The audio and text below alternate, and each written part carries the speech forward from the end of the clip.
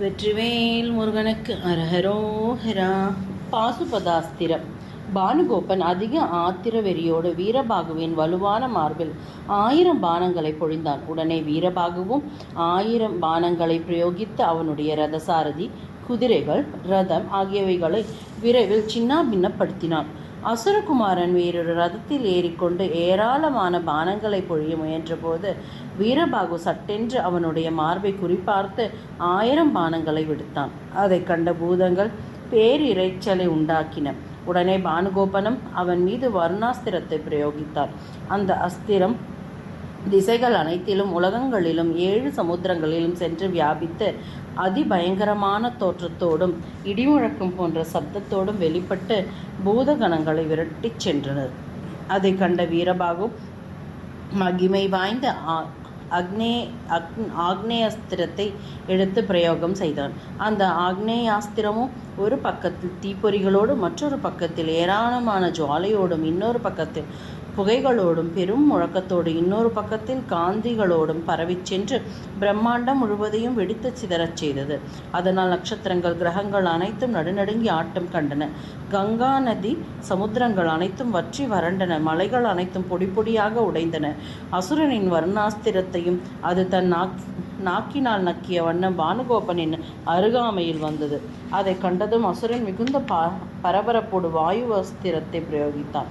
அந்த அஸ்திரம் சமுத்திரங்களையெல்லாம் சீர்குலைத்துவிட்டு, மலைகளையெல்லாம் ஆட்டங்காண செய்துவிட்டு அதிபயங்கரமாகவும் பேரிரைச்சலோடும் ஆக்னேயாஸ்திரத்தை அடக்கிவிட்டு வீரபாகுவின் அருகாமையில் வந்தது. உடனே வீரபாகு சர்வபாஸ்திரத்தை பிரயோகித்தார். அந்த அஸ்திரமானது ஏராளமான ஆதிசேஷர்களால் புடைசூழப்பட்டு அதிதுரிதமாக வெளிக்கிளம்பி விஷத்தையும் தீப்பொறிகளையும் கக்கிய வண்ணம் அசுரனின் வாயுவாஸ்திரத்தை விழுங்கி ஏப்பம் விட்டுவிட்டு அசுரனின் அருகாமையை நோக்கி வெற்றென்று சென்றது. உடனே பானுகோபன் கருடாஸ்திரத்தை விடுத்தான். அது கணக்கில்லாத கருட உருவங்களோடு வெளிக்கிளம்பி மலைகளையெல்லாம் பெயர்த்து ஆகாயத்தில் விட்டெறிந்து கொண்டும், கடல்களையெல்லாம் கலக்கி கொண்டும், மூக்கினால் பாம்புகளை எடுத்து விழுக்கிக் கொண்டும் வீரபாகுவின் சமீபத்திற்கு வந்தது. உடனே வீரபாகு மகா கொடூரமான ரிஷபாஸ்திரத்தை பிரயோகித்தார். அந்த அஸ்திரமோ மணியின் கலகலவென்ற நாதத்தோடு கூடியும், கால் குழம்புகளின் விளிம்பால் பூமியையே பிளந்து தள்ளியும், பெரிய வாளின் சுழற்சியால் சப்த சமுத்திரங்களையும் கரைபுரளச் செய்தும், மிகுந்த அட்டகாசத்தோடு விழிக்கிளம்பி அசுரனுடைய கருடாஸ்திரத்தை மூச்சு காற்றினால் உள்ளிழுத்து கொண்டு பானுகோபனை நெருங்கி வந்தது. அதை கண்ட பானுகோபன் அதிதுரிதமாக யமாஸ்திரம், பிரம்மாஸ்திரம் ஆகிய 2 அஸ்திரங்களையும் சேர்த்து பிரயோகித்தான். அந்த 2 அஸ்திரங்களும் பயங்கரமான பலவித உருவங்களோடு வெளிக்கிளம்பி பெருத்த முழக்கத்தோடும் மகா கொடூரமாகவும் சென்று ரிஷபாஸ்திரத்தை கண்டதும் அச்சம் அடைந்தவைகளாக அந்த அஸ்திரத்தை வணங்கி வழிபட்டு வந்த வழியே திரும்பி சென்று விட்டன. அதன் பிறகு பானுகோபன் நாராயண அஸ்திரத்தை பிரயோகித்தான். அது ஏராளமான விஷ்ணு உருவங்களாக வெளிப்பட்டு சங்கம், சக்கரம், கதை, சார்கம், கத்தி ஆகிய 5 வகையான ஆயுதங்களையும் தரித்து கொண்டு ரிஷபாஸ்திரத்தோடு அதியாவேசமாக சண்டையிட்டது. அதை கண்ட வீரபாகு விரைவாக வீரபத்ராஸ்திரத்தை எடுத்து பிரயோகித்தான். அதி கொடூரமானதும் அதிபயங்கரமானதும் அந்த அஸ்திரம் அநேக கோடி வீரபத்ரர்களால் புடை சூழ்ந்து வெளிப்பட்டு நாராயண அஸ்திரத்தை பிளந்து கொண்டு அசுரனை நோக்கி சமீபத்து அதை கண்ட பானுகோபன் மகிமை வாய்ந்த பாசுபதாஸ்திரத்தை வீரபாகுவை நோக்கி பிரயோகித்தான். வீரபாகுவும் பதிலுக்கு அதே போன்ற அஸ்திரத்தையே விடுத்தான்.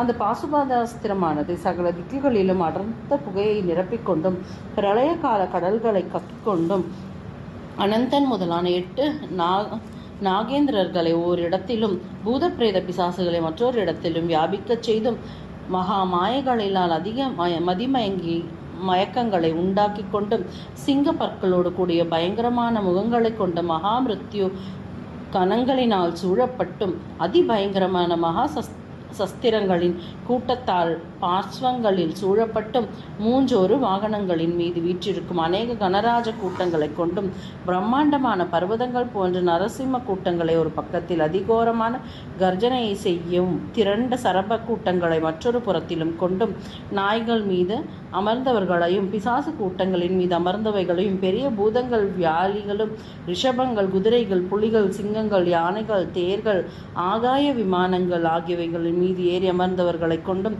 பிரம்மா, விஷ்ணு, வாயு, இந்திரன், வர்ணன், யமன் முதலான தேவர்களின் வடிவங்களை கொண்டிருக்கும் அந்தந்த தேவர்களின் பலவிதமான அஸ்திரங்களால் சுற்றிலும் சூழப்பட்டும் கத்தி, கட்வாங்கம், உலக்கை, பிண்டி, குண்டாந்தடி, இரும்புத்தடி, எரிவல்லயம், சக்கரம், இரும்பு, உலக்கை, பீரங்கி, ஈட்டி, பானங்கள், கல்லுளி, அங்குசம், வேல், வில், கதை, பாசம், கண்டரை, கோடாலி, சூலம், பெரிய கத்தி, கைக்கத்தி, வஜ்ராயுதம் முதலான பயங்கரமான ஆயுதங்களை கொண்டும் வெளிப்பட்டது.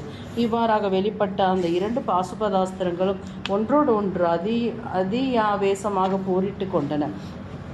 பெரிய கணைகள், சமுத்திரங்கள், யமுனை, கங்கை முதலான நதிகள் அனைத்தும் வற்றி வறளும்படியாகவும், பூமி, ஆகாயம் ஆகிய 2ம் தீப்பற்றி எரியும்படியாகவும், மேருமலை இடிந்து விழுவதினாலும் கூடிய பேரிரைச்சலோடும் நவக்கிரகங்களும் நட்சத்திர மண்டலங்களும் தவிதவிக்கும்படியாக, பிரம்மாண்டத்தின் சுவர் இடியும்படியாக, சூரிய தேவனின் ரதம் தூள் தூளாகும்படியாக, திக்கஜங்கள் அச்சம் கொண்டு நிலத்தில் சாய்ந்து தந்தங்கள் முறியும்படியாகவும், வாயுவின் மூச்சு நிற்கும்படியாகவும், அக்னியின் தகிப்பு அடங்கும்படியாகவும், பாதாளம் நடுநடுங்கவும், அதிகூர்மம் புரளவும், பெரும் பீதி அடைந்த கதிகலங்கம் ஜீவராசிகள் அனைத்தும் போடும் பரிதாபமான கூக்குரல்களால் நிரம்பியதாகவும், அஞ்சி நடுங்கும் திருமகளை ஆரத்தழுவி அணைத்து கொண்டிருக்கும் திருமாலே அஞ்சி கலங்கும்படியாகவும், மன்மதனை கட்டித்தழுவி புலம்பும் ரதிதேவியின் கூக்குரலோடும் மற்றும் முனி பத்தினிகள் தங்கள் கணவன்மார்களை கட்டித்தழுவி கலக்கம் அடையும்படியாகவும் அந்த 2 பாசுபதாஸ்திரங்களும் யுத்தம் புரிந்தன.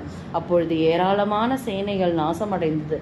மிகுந்த மோகத்தை கொடுப்பதும் மகா பயங்கரமானதும் ஜீவராசிகளின் அனைத்திற்கும் கதிகலக்கத்தை அளிப்பதும் ஆகிய அந்த 2 அஸ்திரங்களும் போட்ட பேரிரைச்சலை கேட்ட அந்நகரத்திலுள்ள அசுர ஜனங்கள் எல்லாம் அதிக பீதி அடைந்தார்கள். சூரபத்மனும் அந்த பெரும் முழக்கத்தை கேட்டு இது என்னவாக இருக்கும் என்று எண்ணி குழம்பினான். பிறகு அதை என்னவென்று அறிந்து வரும்படி தூதர்களை அனுப்பி வைத்தான். தூதர்கள் யுத்த களத்திற்கு விரைந்து சென்று அங்கு நடந்த நிகழ்ச்சிகளை கண்டறிந்து அவற்றை சூரனிடம் திரும்பி வந்து தெரிவித்தார்கள். அவற்றை கேட்டதும் சூரபத்மன், அந்த வீரபாகுவை நான் ஒரு சாதாரண தூதன் என்றுதான் இதுவரையிலும் அலட்சியமாக கருதி இருந்தேன். ஆனால் அவன் உண்மையில் ஒரு சிறந்த வீரன்தான். அதை இப்பொழுதே என்னால் உணர்ந்து கொள்ள முடிகிறது என்று தூதர்களை நோக்கி கூறினார். யுத்த களத்தில் சண்டை அடித்து கொண்டு 2 பாசுபதாஸ்திரங்களும் இதற்கு மேலும் தாங்கள் இருவரும் போரிட்டு கொண்டால் உலகம் அனைத்துமே அழிந்துவிடக்கூடும் என்று உணர்ந்து கொண்டவனாக அவ்விரண்டும் பிரயோகித்தவர்களிடமே திரும்பி சென்று விட்டன. அதை கண்டதும் தேவர்கள் அனைவரும் மட்டற்ற மகிழ்ச்சி அடைந்தார்கள். அப்பொழுது கெட்ட மதிப்படைத்த பானுகோபன் தன்னுடைய சேனைகளை எல்லாம் அழிந்து போனதை கண்டு பெரிதும் மனம் வருந்தியவனாக மாயையால் தன் வடிவத்தை மறைத்து கொண்டு வானவெளியில் வந்து நின்று கொண்டான். அசுரகுமாரன் யுத்த களத்தில் இருந்து ஓடிச் சென்று விட்டான் என்பதை நிச்சயித்து கொண்ட பூதகணங்களும் வீரர்களும் சேனாதிபதிகளும் பெருத்த ஆரவாரம் செய்து மகிழ்ந்தார்கள். அப்பொழுது வானவீதியில் மறைவாக நின்று கொண்டிருக்கும் பானுகோப்பனை கண்டு அஞ்சி நடிகவன் போன்ற நிலையில் சூரியனும் தன்னுடைய ஒளிக்கிரணங்களை எல்லாம் இழந்தவனாக்கி கடலில் சென்று மூழ்கினான். யுத்த களத்தில் கூடியிருந்த சகல பூத வீரர்களும் சேனாதிபதிகளும் அங்கிருந்து புறப்பட்டு சென்று முருகப்பெருமானை வணங்கிவிட்டு தங்கள் விடுதிகளில் சென்று தங்கியிருக்கலாம் என்று தீர்மானித்தார்கள். அப்பொழுது பானுகோப்பனோ இப்படிப்பட்ட துர்பாக்கியமான நிலைமையில் தான் அங்கிருந்து கிளம்பி சென்றால் அது அவமானத்தையே தான் விளைவிக்கும் என்று கருதியவனாக பூதசேனைகள் அனைவரையும் மோகமடைய செய்ய விரும்பி மாயா அஸ்திரத்தை அவர்களின் மீது பிரயோகித்தான். அந்த அஸ்திரத்தினால் தாக்கப்பட்ட பூத படையினர் அனைவரும் மயங்கி மூர்ச்சையடைந்து கீழே சாய்ந்தார்கள். உடனே பானுகோபன் அவர்கள் அனைவரையும் நன்றாக கட்டி சுத்த நீர் கடலில் மத்தியில் எரிந்து விட்டான். பிறகு அவன் தன் தந்தையின் மாளிகைக்கு விரைந்து சென்று, அப்பா, நான் எதிரி படையினரை எல்லாம் போரிட்டு வென்று அவர்கள் அனைவரையும் கடலில் வீசி எறிந்துவிட்டு இங்கே திரும்பி வந்திருக்கிறேன். நாளைக்கு அந்த சிறுவனையும் போரிட்டு ஜெயித்து பிரம்மா முதலான சகல தேவர்களையும் சிறையில் அடைத்து விடுவேன் என்றான். அதை கேட்டதும் சூரபத்மன் அகமிக மகிழ்ந்தவனாக தன் மைந்தனை கட்டி அணைத்து முத்தம் கொடுத்து அவனுக்கு மணிமகுடம் முதலான அநேக ஆபரணங்களை கொடுத்தான். பிறகு அவனை நோக்கி, மகனே, நாளைய தினம் நீ மீண்டும் யுத்த களத்திற்கு சென்று சகல தேவர்களையும் வென்று வெற்றி கொடி நாட்டுவாயாக என்று கூறி விடை கொடுத்து அனுப்பினான். அப்பொழுது யுத்த களத்தில் பூத சைன்யங்களின் அழிவை கண்டு மனம் கலங்கிய தேவர்கள் அதை பற்றி முருகப்பெருமானிடத்தில் தெரிவிப்பதற்காக விரைந்து சென்றார்கள். ஆனால் அதற்கு முன்பாகவே நாரத முனிவர் முருகரிடம் சகல விஷயங்களையும் விளக்கி சொல்லிவிட்டார். உடனே சண்முகர் தம் வேலை எடுத்து, வேலாயுதமே, நீ இப்பொழுது விரைந்து சென்று அசுரனின் மாயாஸ்திரத்திலிருந்து சகல பூத வீரர்களை விடுவித்து அவர்களை இங்கே அழைத்து வா என்று கூறி அதை பிரயோகித்தார்.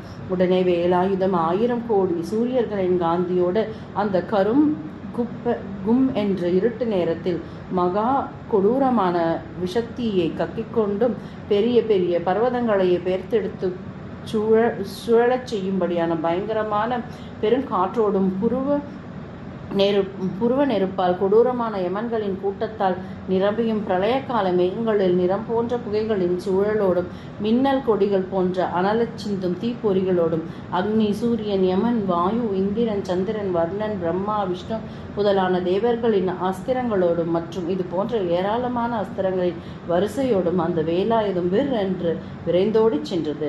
ஸ்ரீ முருகப்பெருமானின் ஈடிணையற்ற அந்த வேலாயுதத்தை கண்டதும் சமுத்திரராஜன் அச்சம் மேலிட்டால் தேகம் முழுவதும் நடுநடுங்க, நான் எந்தவித குற்றமும் செய்யவில்லையே, என்னை ஒன்றும் செய்யாமல் காத்துருள வேண்டும் என்று பலவாறாக வணங்கி துதித்தான். வேலாயுதம் அவனுக்கு இதமான வார்த்தைகளை கூறி அவனுடைய அச்சத்தை போக்கடித்து பிறகு அது பூதப்படைகளை அனைவரையும் மயக்கத்தையும் தெளிவித்தது. மயக்கம் தெரிந்த பூதப்படையினரும் சேனாதிபதிகளும் தேவர்களும் அந்த வேலாயுதத்தை பலவாறாக போற்றி புகழ்ந்து நமஸ்கரித்து வணங்கினார்கள். வேலாயுதமே, முன்பொரு சமயம் தாரகாசுரனின் மாயையிலிருந்து நாங்கள் விடுவிக்கப்பட்டோம். இப்பொழுது எங்களை மாயையிலிருந்து நீ காப்பாற்றி விட்டாய். உனக்கு நாங்கள் என்ன கைமாறு செய்ய போகிறோம் என்றார்கள். அதற்கு வேலாயுதம் அவர்களை நோக்கி, வீரர்களே, முருகப்பெருமானின் ஆணையால் உங்களை எல்லாம் நான் இப்பொழுது மாயாஸ்திரத்திலிருந்து விடுதலை செய்து விட்டேன். இனி நீங்கள் அனைவரும் சண்முக பெருமானின் சன்னதிக்கு விரைந்து வாருங்கள் என்று கூறிவிட்டு அது முருகப்பெருமானின் சமீபத்தை நோக்கி சென்று விட்டது. அதற்கு பின் வீரபாகுத்தன் படை வீரர்கள் அனைவரையும் நோக்கி, வீரப்பெருமக்களே, நமக்கு எதிரில் சமீபத்திலேயே அசுரனுடைய பட்டினம் தென்படுகிறதல்லவா?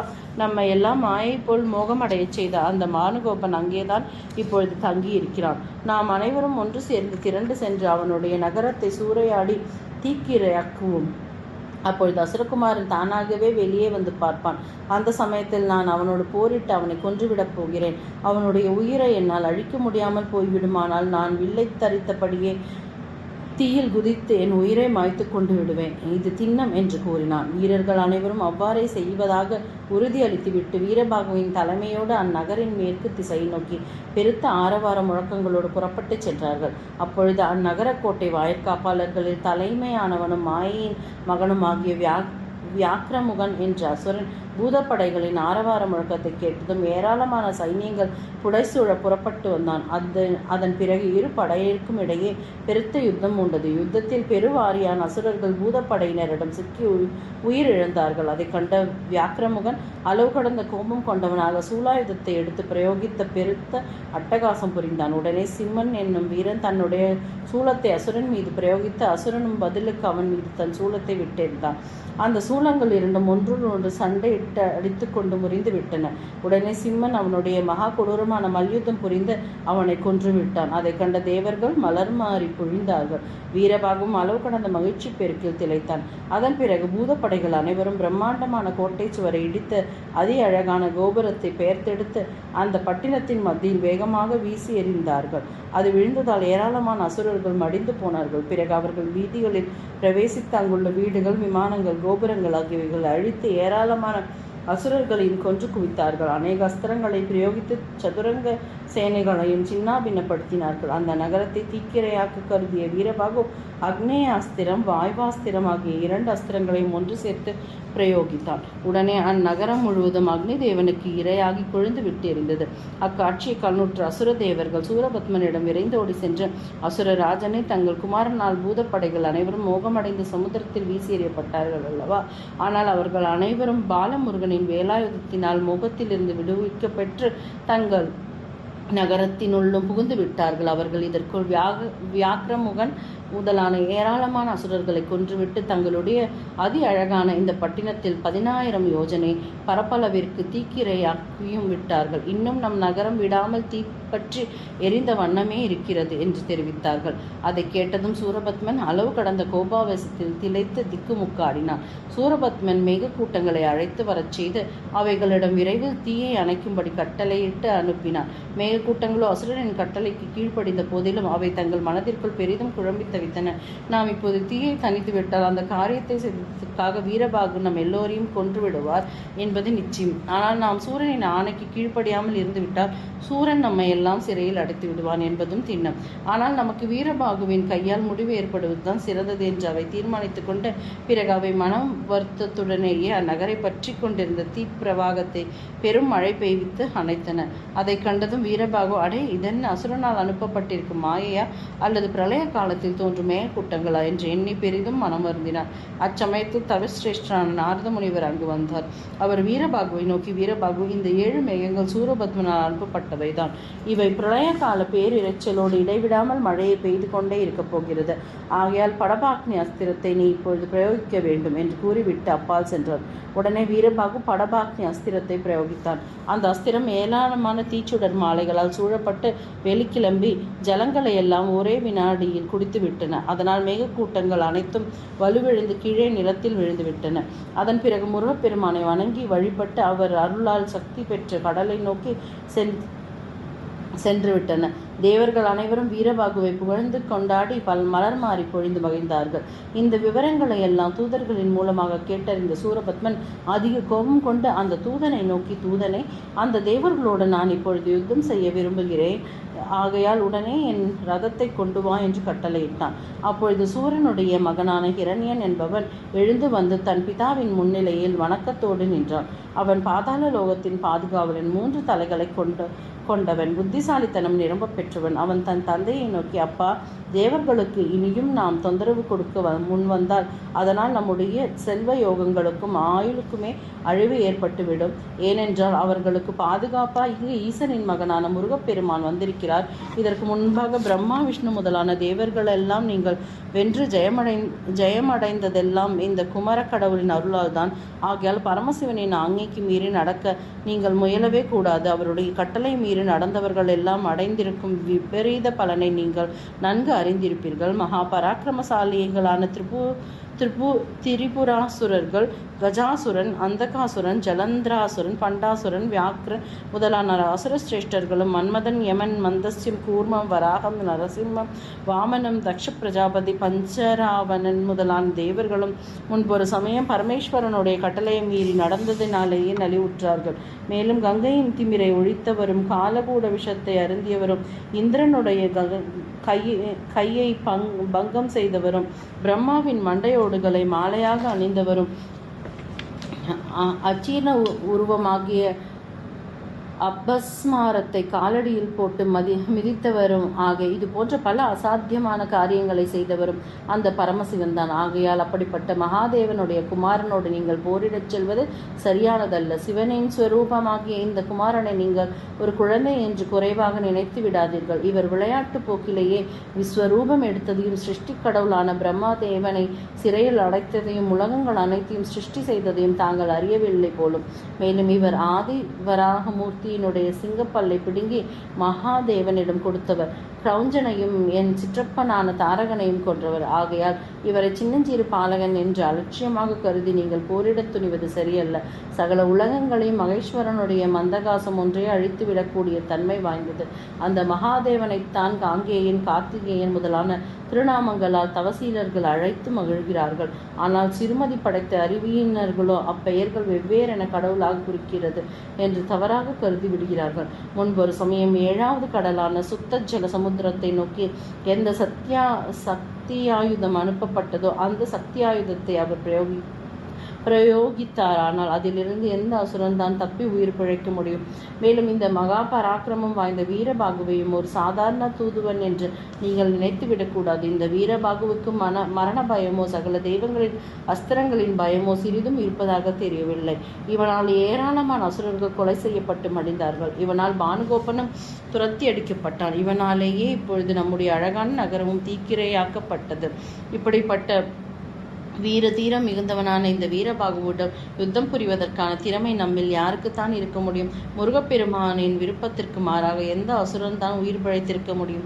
அப்பெருமான் இந்த வீரபாகுவை உங்களிடம் தூதனாக அனுப்பி தேவர்களை விடுதலை செய்து உங்களை சௌக்கியமாக வாழ்ந்து வரும்படியாக கூறி உணர்த்தி இருக்கிறார். அதுபோலவே நீங்களும் தேவர்கள் அனைவரையும் சிறை மீட்டு அப்பெருமானின் திருவடி தாமரைகளை வணங்கி வழிபடுங்கள். நீங்கள் மட்டும் அப்படி செய்தால் சண்முக பெருமான் அகமகிழ்ந்து உங்கள் முன் காட்சியளிப்பார். மேலும் நீங்கள் விரும்பி கேட்கும் வரங்களை அவர் உங்களுக்கு மனமுவந்து அளிப்பார். இங்கு திரண்டு வந்திருக்கும் சகல பூத சேனைகளையும் அந்த சுவடு தெரியாதபடி அவர் அப்பால் அழைத்து சென்று விடுவார் என்று கூறினான். அந்த வார்த்தைகளை கேட்டதும் சூரபத்மன் அளவு கடந்த சினத்தோடு, முட்டாள் மகனே, உன்னை நீ பெரிய அறிவாளி என்று நினைத்து கொண்டு எனக்கு புத்திமதிகள் கூற துணிந்து விட்டாயா? இப்பொழுது நீ என்னிடம் என்ன வார்த்தைகளை கூறினாய்? என் முகத்திற்கு நேராகவா அந்த பாலகனை உயர்த்தி பேசிவிட்டாய்? உனக்கு இதையெல்லாம் யார் கற்றுக் கொடுத்தார்கள்? அவர் யார் என்று ஒரு வார்த்தை சொல்லு. அவனை உடனே நான் கொன்று விட்டுத்தான் மறுவேளை பார்ப்பேன். என்னுடைய செல்வ போகங்கள், வலிமை, சக்தி, அழிவற்ற தன்மை ஆகியவற்றை நீ அறியவில்லை போலும். மேலும் மகாவிஷ்ணு தன் தம்பியுடன் போரிட்ட பொழுது அவன் முன்னிலையில் தன் சக்கரத்தை பறிகொடுத்து ஓடி ஒளிந்தார் அல்லவா? தனது மைந்தர்களோடு தினசரி நமக்கு பஞ்சாங்கம் படித்து வருகிறான் பிரம்மதேவன். இந்திரன் முதலான தேவர்கள் நமக்கு தினசரி மீன் பிடித்து கொண்டு வருகிறார்கள். இப்படிப்பட்ட அசுரர்களின் குலநீதியையும் சக்திகளையும் சிறிதும் அறிந்து கொள்ளாமல் நீ என்னென்னவோ உளறுகிறாய். இன்னொரு முறை இம்மாதிரி எனக்கு புத்திமதிகள் கூற நீ துணிந்தால் உன்னையே நான் கொன்றுவிட்டாலும் அதில் ஆச்சரியம் இல்லை. ஆகையால் உன் உயிரை நீ கவனமாக பார்த்துக்கொள் என்று கூறினார். ஹிரண்யனோ தன் தந்தையின் திருந்தாத மனநிலையைக் கண்டு பெரிதும் மனம் நொந்தார். என் தந்தைக்கு அழிவு காலம் நெருங்கிவிட்டது என்றே நினைக்கிறேன். அதனால்தான் என் பேச்சை தட்டி நடக்க முயல்கிறான். இனியும் அவர் மனதை நோகடிப்பதால் பயன் என்ன கிடைக்கப் போகிறது? ஆகையால் அவருடைய விருப்பப்படியே நானும் நடப்பதுதான் புத்திசாலித்தனமாகும் என்று கருதிய வண்ணம் அவன் தந்தையே, உங்களுடைய உள்ளத்தை பரிசோதித்து பார்க்கும் பொருட்டே நான் இம்மாதிரி வார்த்தைகளை உங்களிடம் கூறினேன். அதற்காக என்னை மன்னித்து விடுங்கள். அந்த பாலகனோடு நானே போரிட்டு வென்று ஜெயக்கொடியை நிலைநாட்டப் போகிறேன். அவனை வெல்லுவதில் எந்தவித சிரமமும் இருப்பதாக எனக்கு தோன்றவில்லை. ஆகையால் தந்தையே, எனக்கு இப்பொழுதே விடை கொடுத்து அனுப்புங்கள் என்றான். சூரபத்மன் மகிழ்ச்சி பரவசத்தோடு தன் மகனை கட்டி தழுவிக்கொண்டு அவனுக்கு விடை கொடுத்து அனுப்பினார். தந்தையை நமஸ்கரித்து வணங்கிவிட்டு தன் மாளிகையை நோக்கி சென்ற ஹிரண்யன் யுத்தத்திற்கான ஏற்பாடுகளை எல்லாம் வெகு விரைவில் செய்து முடித்துவிட்டு தன்னுடைய 1000 தம்பிமார்களோடு யுத்த களத்தை நோக்கி துரிதமாக புறப்பட்டான்.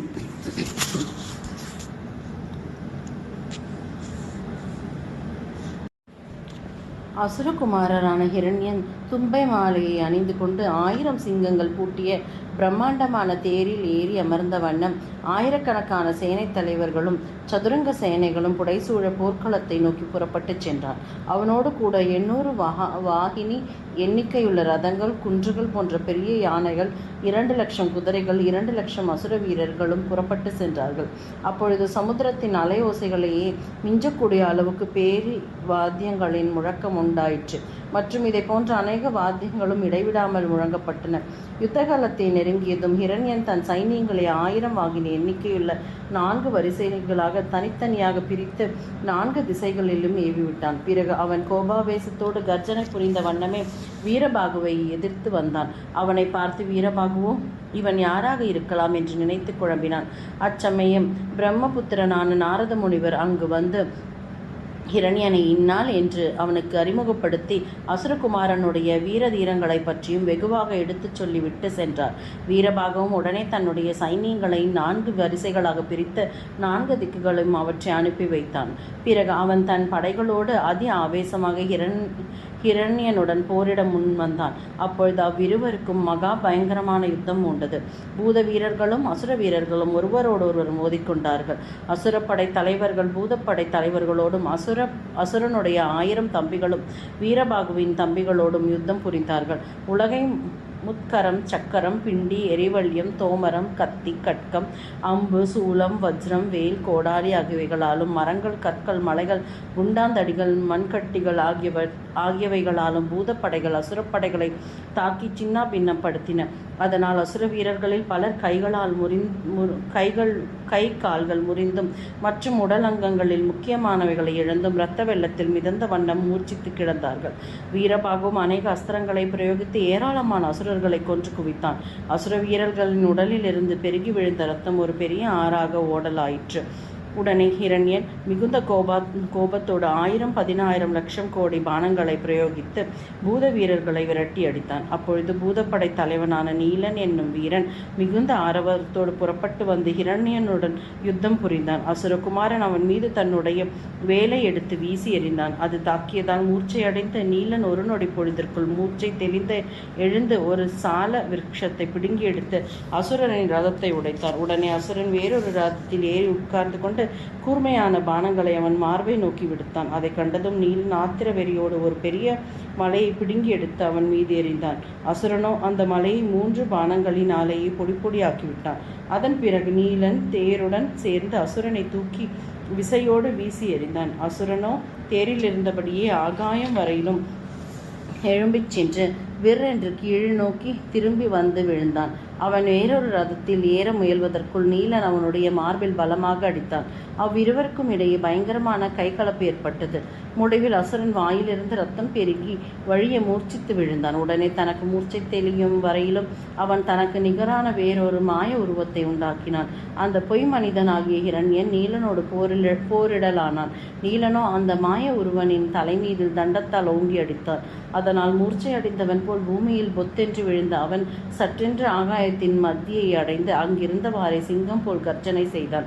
நீலனும் ஆகாயத்தை நோக்கி எழும்பி சென்று அவனோடு ஆவேசமாக போரிட்டு கீழே இறங்கி வந்தான். அப்பொழுது அந்த பொய் அசுரன் போர் புரிபவன் போன்ற பாவனையில் நீலனை சமுத்திரத்திற்கும் தீவுக்கும் காட்டிற்கும் மலைக்கும் குகைக்கும் வேறு உலகத்திற்கும் அழைத்துச் சென்று அவனை சுற்றி திரிய வைத்து சலிப்படையச் செய்தான். அப்பொழுது நிஜ அசுரனான ஹிரண்யன் சுயநினைவை பெற்று எழுந்து வந்து பொய்யான அசுரனுடன் சேர்ந்து கொண்டு நீலனின் மீது ஆக்னேயாஸ்திரத்தை பிரயோகித்தான். அந்த அஸ்திரம் தாக்கியதால் நீலன் இரத்த வெள்ளம் பெருக்கெடுத்தோட மயக்கம் அடைந்தான். உடனே வீரபாகு விஞ்ஞானாஸ்திரத்தை அவன் மீது பிரயோகித்தான். அதனால் மாயாசுரனை இழந்து தனித்து நின்ற ஹிரண்யன் வீரபாகுவின் 1000 பானங்களை சரமாரியாக பொழிந்தான். அப்பானங்கள் அனைத்தும் வீரபாகுவின் மார்பில் பட்டு முனை மழுங்கி கீழே வீழ்ந்தன. உடனே வீரபாகு அளவு கடந்த கோபத்தோடு அசுரனுடைய கவசம், கொடி, வில் ஆகியவைகளை ஒரு நொடி பொழுதில் சிதறடித்தான். அதை கண்ட அசுரன் மற்றொரு வில்லை கையில் எடுத்தான். உடனே வீரபாகு அவனுடைய வில், அம்புராதுணி, அஸ்திரங்கள் ஆகியவற்றையும் ரதசாரதி ரதம் ஆகியவற்றையும் 1000 பானங்களினால் சின்னாபின்னப்படுத்தினான். மேலும் அநேக பானங்களை பொழிந்து அவனுடைய மார்பையும் பிளந்தான். உடனே ஹிரண்யன் வேறொரு ரதத்தில் ஏறி அமர முயன்றான். அதற்குள் வீரபாகு அநேக பானங்களை பிரயோகித்து அந்த ரதத்தையும் மற்றும் அங்கிருந்த அசுரனுடைய ரதங்கள் அனைத்தையுமே உடைத்தெறிந்தான். அதனால் ஹிரண்யன் மட்டும் யுத்த களத்தில் தரித்து நின்றான். அப்பொழுது அவன், இது என்ன கஷ்டகாலம்! என்னோடு கொண்டு வந்திருந்த ஆயுதங்களும் படைகளும் அடியோடு நாசமடைந்து விட்டன. மேலும் முருகப்பெருமான் என் தந்தையையும் இதர படை வீரர்களையும் அழித்துவிடப் போகிறார். என் தந்தையோ ஏராளமான புத்திரர்களை பெற்றெடுத்தார். ஆனால் அவருக்கு பிண்டம் போடுவதற்காக ஒரு பிள்ளையாவது உயிருடன் இருப்பானா என்று சந்தேகமாயிருக்கிறது. ஆனால் நான் அதற்காவது உயிருடன் இருந்தே ஆக வேண்டும் என்று எண்ணி கலங்கினான். பிறகு அவன் மீது வடிவம் கொண்டு கடலினுள் சென்று வசித்து வரலானான், மீன் வடிவம் கொண்டு. அப்பொழுது அவனுடைய யானை, குதிரை, காலாட்படை ஆகிய 3 வித சைன்யங்களும் வீரபாகுவின் அதே மாதிரியான சைன்யங்களுடன் போரிட்டு மாண்டன. அசுரகுமாரனான ஹிரண்யன் யுத்த களத்திலிருந்து ஓடிச் சென்று விட்டதை அறிந்த பூத வீரர்களும் பூத சேனாதிபதிகளும் அளவு கடந்த மகிழ்ச்சி பெருக்கில் திளைத்து பெருத்த ஆரவாரம் செய்தார்கள். வீரபாகுவும் வெற்றி களிப்புடன் சங்கத்தை எடுத்து ஊதினான். அப்பொழுது தேவர்கள் வீரபாகுவின் மீது சுகந்த மனம் வீசும் மலர்களை வீசி எறிந்தார்கள், வாரி இழைத்தார்கள். இந்த விஷயங்களை எல்லாம் தூதர்களின் மூலமாக கேள்விப்பட்டு அறிந்து கொண்ட சூரபத்மனோ அளவு கடந்த கோபமும் அவமானமும் அடைந்து தலை குனிந்து அமர்ந்திருந்தான். அப்பொழுது அவனுடைய மற்றொரு மகனாகிய அக்னிமுகன் அங்கே வந்தான். அந்த அக்னிமுகன் சிறு வயதிலேயே திக்கு யானைகளையும் சூரியனுடைய ரதத்தில் கட்டியிருக்கும் குதிரைகளையும் பிடித்து சதுரங்க காய்களாக வைத்து விளையாடியவன். அவன் தன் தாயின் வயிற்றில் கருவாக இருந்த போதே அவளுக்கு அதிக தொல்லைகளை கொடுத்து வந்ததினால் அவனுக்கு அக்னிமுகன் என்று பெயரை அவன் பாட்டியாகிய மாயை சூட்டினார். அவன் பாலிய வயதில் மகாவிஷ்ணுவின் வாகனமாகிய கருடனையும் பிரம்மாவின் வாகனமாகிய அன்னத்தையும் கயிற்றால் கட்டி இழுத்து கொண்டு வந்து விளையாடினான். தீய காரியங்களை செய்வதில் சமர்த்தனான அவன் தன் அண்ணனாகிய பானுகோபனால் சூரியன் பிடித்து கட்டப்பட்டான் என்பதை அறிந்ததும் சந்திரன் பிடித்து ஹிம்சை செய்தான். அவனிடம் சகல தேவர்களும் அஸ்திரங்களும் இருந்து வந்தன. பெரிய மாயாவியும் பெரிய பலிஷ்டனுமாகிய அந்த அக்னிமுகன் தன் தந்தையை வணங்கி, தந்தையை, நீங்கள் ஏன் இப்படி மனம் வருந்தி தலை குனிந்திருக்கிறீர்கள்? பிரம்மா விஷ்ணு முதலான சகல தேவர்களையும் வென்றவர் ஆகிய தாங்கள் இப்படி குழப்பம் அடைந்திருக்கிறீர்களே என்று வினவினார். உடனே சூரபத்மன், தேவசேனாபதி ஆகிய முருகனின் தூதனான வீரபாகு என்பவன் இப்பொழுது தன் சைனியங்களுடன் இங்கு வந்து நம்முடைய அழகான பட்டினத்தையும் கௌலத்தி பட்டினத்தையும் கொளுத்தி பாழாக்கி விட்டார். நெருப்பை அணைப்பதற்காக என்னால் அனுப்பப்பட்ட மேகங்கள் அனைத்தும் வீரபாகுவினால் அச்சுறுத்தப்பட்டு அவமானத்தையே தழுவிக்கொண்டு விட்டன. உன் சகோதரனாகிய இரணியனும் அவரோடு யுத்தம் புரிந்து தோல்வி அடைந்தான். தற்பொழுது சமுத்திரம் ஒன்றில் மீன் உருவத்தோடு வசித்து வருகிறான். மேலும் அந்த வீரபாகுவினால் மகாவீரர்களான அநேக அசுரர்கள் உயிர் இழந்து விட்டார்கள் என்று தன் மகனை நோக்கி கூறினான். அதை கேட்டதும் அக்னிமுகன், தந்தையே, அந்த தூதனை வெல்வதற்கா தாங்கள் இவ்வளவு மனம் வருந்தி குழம்புகிறீர்கள்? எனக்கு மட்டும் தாங்கள் உத்தரவு கொடுத்தால் அந்த தூதனை ஒரு நொடி பொழுதில் யுத்தத்தில் ஜெயித்துவிட்டு நான் இங்கு திரும்பி வருவேன் என்று வீராவேசமாக முழங்கினான். பிறகு அவன் தன் தந்தையின் ஆங்கையையும் ஆசையும் பெற்றுக்கொண்டு அங்கிருந்து தன் மாளிகையை நோக்கி சென்றான். தன்னுடைய பாட்டியார் கொடுத்திருக்கும் அற்புதமான வில்லையும் தேவர்கள் அனைவரின் அஸ்திரங்களையும் ஆயுதங்கள் அனைத்தையும் எடுத்துக்கொண்டு 1000 வாகினி யானைகள், 2000 வாகினி குதிரைகள், அநேக வாகினி அசுரர்கள் முதலானவைகளையும் புடைசூழ போர்க்களத்தை நோக்கி அவன் புறப்பட்டான். அவனோடு சோமகண்டன், சோமன், சூரியசத்ரு, மேகன், பிங்களன் முதலான அநேக சேனாதிபதிகளும் புறப்பட்டார்கள். அப்பொழுது வாத்திய கோஷ்டிகளின் முழக்கம் விண்ணை முட்டிக்கொண்டு எழும்பியது. படைகள் ஏற்படுத்திய புழுதிகள் சகல திக்குகளிலும் சென்று பெருகி பரவின. இவ்வாறு சூரனின் புதல்வனான அக்னிமுகன் தன் சைனியங்களோடு புறப்பட்டு மறுநாள் சூரிய உதயத்தின் போது யுத்த களத்தை அடைந்தான். யுத்த களத்தில் படையினருக்கும் அசுரப்படையினருக்கும் வெகு அமர்க்களமாக ஆவேசமாக யுத்தம் உண்டது. இரு தரப்பினரும் மலைகளாலும் மரங்களாலும் அநேக விதமான பானங்களினாலும் பெரிய ஆயுதங்களாலும் ஒருவரை ஒருவர் தாக்கிக் கொண்டார்கள். அப்பொழுது வீரபுத்திரன் என்னும் பூதசேனாதிபதி அசுர வீரர்களுடைய தேர்களையும் சோமகண்டன் என்னும் வீரனையும் அஸ்திரங்களை பிரயோகித்துக் கொன்றான். உடனே அசுர வீரர்கள் வேறு ரதங்களில் ஏறிக்கொண்டு அதிமூர்க்கமாக போரிட்டார்கள். அப்பொழுது அசுர தலைவர்கள் ஒருவரான மேகன் என்பவனுக்கும் வீரபுரந்திரனுக்கும் கைகலப்பு ஏற்பட்டது. வீரபுரந்திரன் தன்னுடைய வேலாயுதத்தினால் அவனுடைய மார்பை ஒரு வினாடி பொழுதிற்குள் பிளந்து தள்ளி அவனை உயிரிழக்கச் செய்துவிட்டான். அதை கண்ட அசுரப்படையினர் அனைவரும் பயந்து சிதறி யோடலானார்கள். உடனே அக்னிமுகாசுரன் கோபாவேசத்தோடு ஏராளமான பானங்களை பூத வீரர்களை நோக்கி பொழிந்து தள்ளி அவர்களை துரத்தி அடித்தான். ஆனால் புரந்திரனோ அநேக பானங்களை அக்னிமுகன் மீது விடுத்தான். பதிலுக்கு அசுரகுமாரனும் ஏராளமான அஸ்திரங்களை பொழிந்து அவனுடைய அம்புரா துணியையும் வலுவான வில்லையும் முறித்தெறிந்தான். அதன் பிறகு தன்னுடைய வேலினால் அவனையும் மயங்கி விழச் செய்தார். உடனே 7 பூத வீரர்கள் அசுரனின் மீது கணக்கில்லாத பானங்களை பொழிந்து தள்ளி அவனுடைய தேரையும் உடைத்தெறிந்தார்கள். அதை கண்ட அக்னிமுகன், அடே, நான் ஒரு வினாடி பொழுதிற்குள் உங்களை வென்று அந்த வீரபாகுவையும் ஜெயித்து விடுகிறேன் பாருங்கள் என்று கூறி மார்த்தட்டினான். அதை கேட்டதும் அந்த 7 வீரர்களும் அதிக கோபம் கொண்டு அஸ்திரங்களால் அவனுடைய தேரையும் குதிரைகளையும் நாசப்படுத்தி அவனுடைய உறுதியான மார்பையும் பிளந்து விட்டார்கள். உடனே அசுரன் கண்களில் தீப்பொறி பறக்க வேறொரு தேரின் மீது ஏறி அமர்ந்து கொண்டு திவ்யமான பாசுபதாஸ்திரத்தை பிரயோகித்தான். அந்த அஸ்திரத்தை ஆக்னேய அஸ்திரம் என்று தவறாக கருதிவிட்ட பூத வீரர்கள் பதிலுக்கு வர்ணாஸ்திரத்தை பிரயோகித்தார்கள். ஆனால் அந்த வர்ணாஸ்திரத்தை பாசுபதாஸ்திரம் விழுங்கிவிட்டது. அந்த வீரர்கள் அனைவரும் ஒரு நொடி பொழுதிற்குள் கொன்று போட்டு விட்டது. அதை கண்டதும் அக்னிமுகன் மகிழ்ச்சி பெருக்கோடு ஆரவாரம் செய்தான். அங்கிருந்து பூதங்கணங்களை எல்லாம் அச்சமடைந்து சிதறையோடலானார்கள். அதை கண்டதும் வீரபாகு தானே போரிட முன் வந்தான். அப்பொழுது அக்னிமுகன் அவனை நோக்கி, அடே வீரபாகு, நீ முன்பு யுத்தத்தின் போது ஏராளமான அசுரர்களை கொன்று குவித்தாய் அல்லவா? இப்பொழுது பார், உன்னை எளிதில் நான் ஜெயித்து விடுகிறேன் என்று மார்த்தட்டி பேசினான். உடனே வீரபாகு அவனை நோக்கி, மகாவீரனான இரண்யன் என் முன் நிற்க திறனில்லாமல் ஓடிப்போய்விட்டான். பானுகோபனும் அவ்வாறே மாயை செய்துவிட்டு ஓடிச் சென்றான். இப்பொழுது உனக்கு அந்த கதிதான் ஏற்பட போகிறது.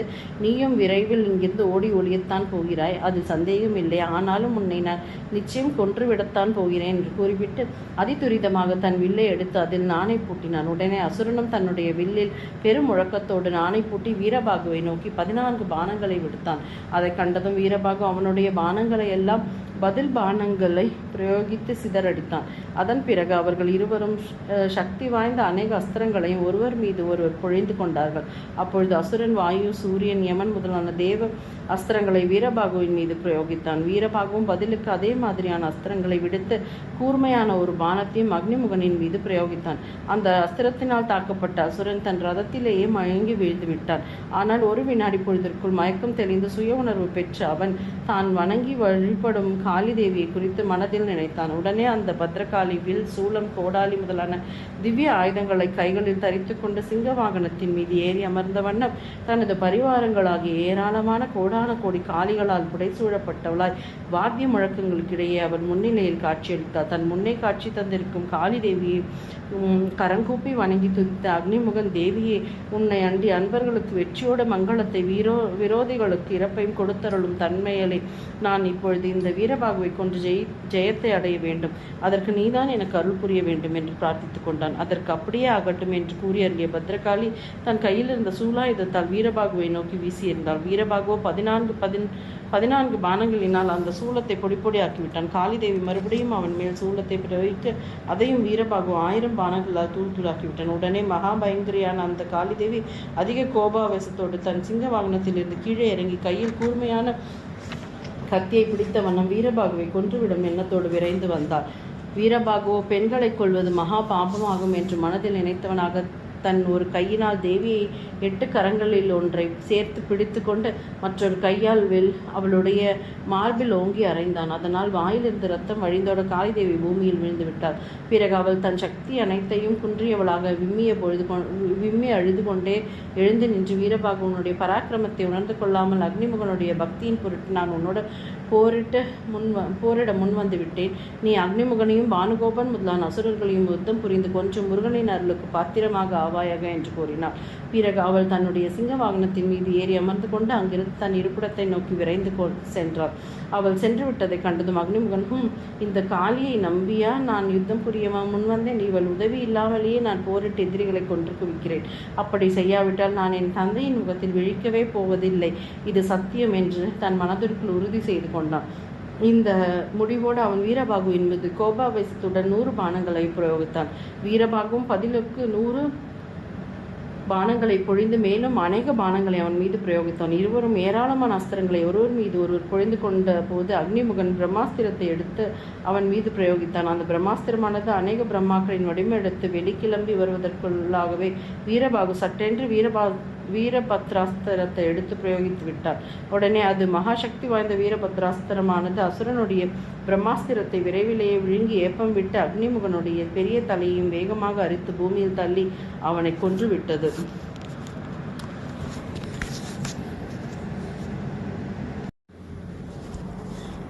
அக்னிமுகன் மாண்டு போனதை கண்டதும் அவனைச் சேர்ந்த 24,000 படைத்தலைவர்களும் ஒன்று சேர்ந்து பூதப்படைகளின் மேல் ஏராளமான பானங்களை துரிகதியில் பொழிந்து தள்ளினார்கள். வீரபாகுவும் பதிலுக்கு பல பானங்களை பிரயோகித்து அசுர வீரர்களை கொன்று குவித்தான். அதனால் அந்த யுத்த களத்தில் எங்கு பார்த்தாலும் அசுர சிரேஷ்டர்களின் பிணக்குவியல்களும் இரத்தம் பெருக்கமுமே மிகுந்து காணப்பட்டன. பூதப்படைகளும் பூத சேனாதிபதிகளும் அளவு கடந்த மகிழ்ச்சி பெருக்கில் திளைத்தவர்களாக ஆனந்த கூத்தாடினார்கள். அப்பொழுது அவர்கள் மீது தேவதைகள் மலர்மாறி பொழிந்து தங்கள் மகிழ்ச்சியை தெரிவித்து கொண்டாடினார்கள். அச்சமயம் உக்கிரன் என்னும் தேவன் வீரபாகுவை நோக்கி, இங்கிருந்து 100 யோஜனை தொலைவில் பெரிய ஆலமரம் ஒன்று இருக்கிறது. அந்த மரத்தின் அடியில் தங்களுடைய தம்பிமார்கள் எல்லாம் மடிந்து கிடக்கிறார்கள் என்று கூறினார். உடனே வீரபாகு அளவு கடந்த மன வருத்தம் அடைந்தவனாக அந்த ஆலமரத்தனத்தில் சென்று அங்கு இறந்து கிடக்கும் தன் தம்பிகளை கண்டு பலவாறாகவும் புலம்பி அழுதான். பிறகு அவன் சிவனுடைய அஸ்திரத்தினால் தாக்கப்பட்டவர்களிடத்தில் யமனுக்கு என்ன அதிகாரம் இருக்கிறது? இதோ இங்கு இறந்து கிடக்கும் இவர்கள் எல்லாம் கந்த பெருமானுடைய தம்பிகள் என்பதை அந்த அறிவில்லாத யமன் அறிந்து கொள்ளவில்லை போலும். மார்கண்டேயனுடைய விஷயத்தில் அவன் முன்பொரு சமயம் தண்டனை அடைந்ததை இதற்குள் மறந்து விட்டானா என்ன? ஒரு நொடி பொழுது மட்டும் அற என்று சொல்லி ஒரு புஷ்பத்தை சிவபெருமானுக்கு அர்ச்சனை செய்தான் அந்த மார்கண்டையில்.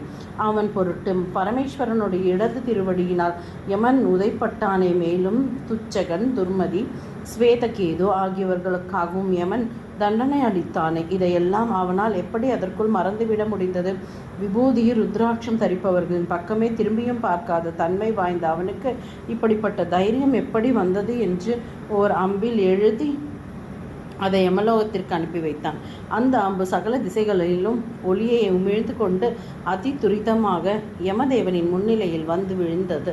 உடனே யமதேவன் அதை எடுத்து படித்துவிட்டு பெரும் குழப்பத்தில் ஆழ்ந்தான். பிறகு அவன் ஞான திருஷ்டியின் மூலம் வீரபாகுவின் தம்பிகள் அனைவரும் சிவபெருமானின் வாசஸ்தலமாகிய கைலாய மலையில் ஆனந்த பரவசர்களாக வாழ்ந்து வருவதை தெரிந்து கொண்டான். உடனே தன் சேனைகளோடு பயங்கரமான எருமைக்கடாவின் மீது ஏறி அமர்ந்த வண்ணம் அந்த கைலாய மலைச்சாரலை நோக்கி புறப்பட்டு சென்றான். அங்கே வீரபாகுவின் தம்பிமார்கள் அனைவரும் திவ்ய வடிவம் கொண்டவர்களாக வித்யாதர்கள் இன்னிசை கீதங்கள் எழுப்பவும் அப்சர பெண்கள் நடமாடவும் ஆனந்த சாகரத்தில் மூழ்கி கிடந்தார்கள். அவர்களுடைய திருமேனியில் சகல விதமான ஆபரணங்களும் இடைபெற்றிருந்தன. அவர்களை வணங்கிய யம தர்மராஜன், வீரர்களே, உங்களுடைய உயிர்களெல்லாம் நான் கவர்ந்து சென்று விட்டதாக எண்ணி வீரபாகு அளவு கடந்த கோபம் கொண்டிருக்கிறான். ஆகையால் நீங்கள் அனைவரும் என் பொருட்டு கருணை கூர்ந்து அவன் முன்னிலையில் வந்து சேர வேண்டும் என்று கேட்டுக்கொண்டான்.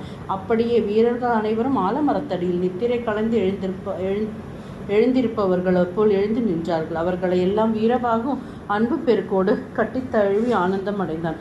அப்பொழுது யமதர்மராஜன் அங்கு வந்து வீரபாகுவை நோக்கி, தேவசிரேஷ்டனே, விபூதி ருத்ராட்சம் தரித்தவர்களின் திக்பக்கம் கூட நான் செல்லவே அஞ்சி நடுங்கி வருகிறேன்.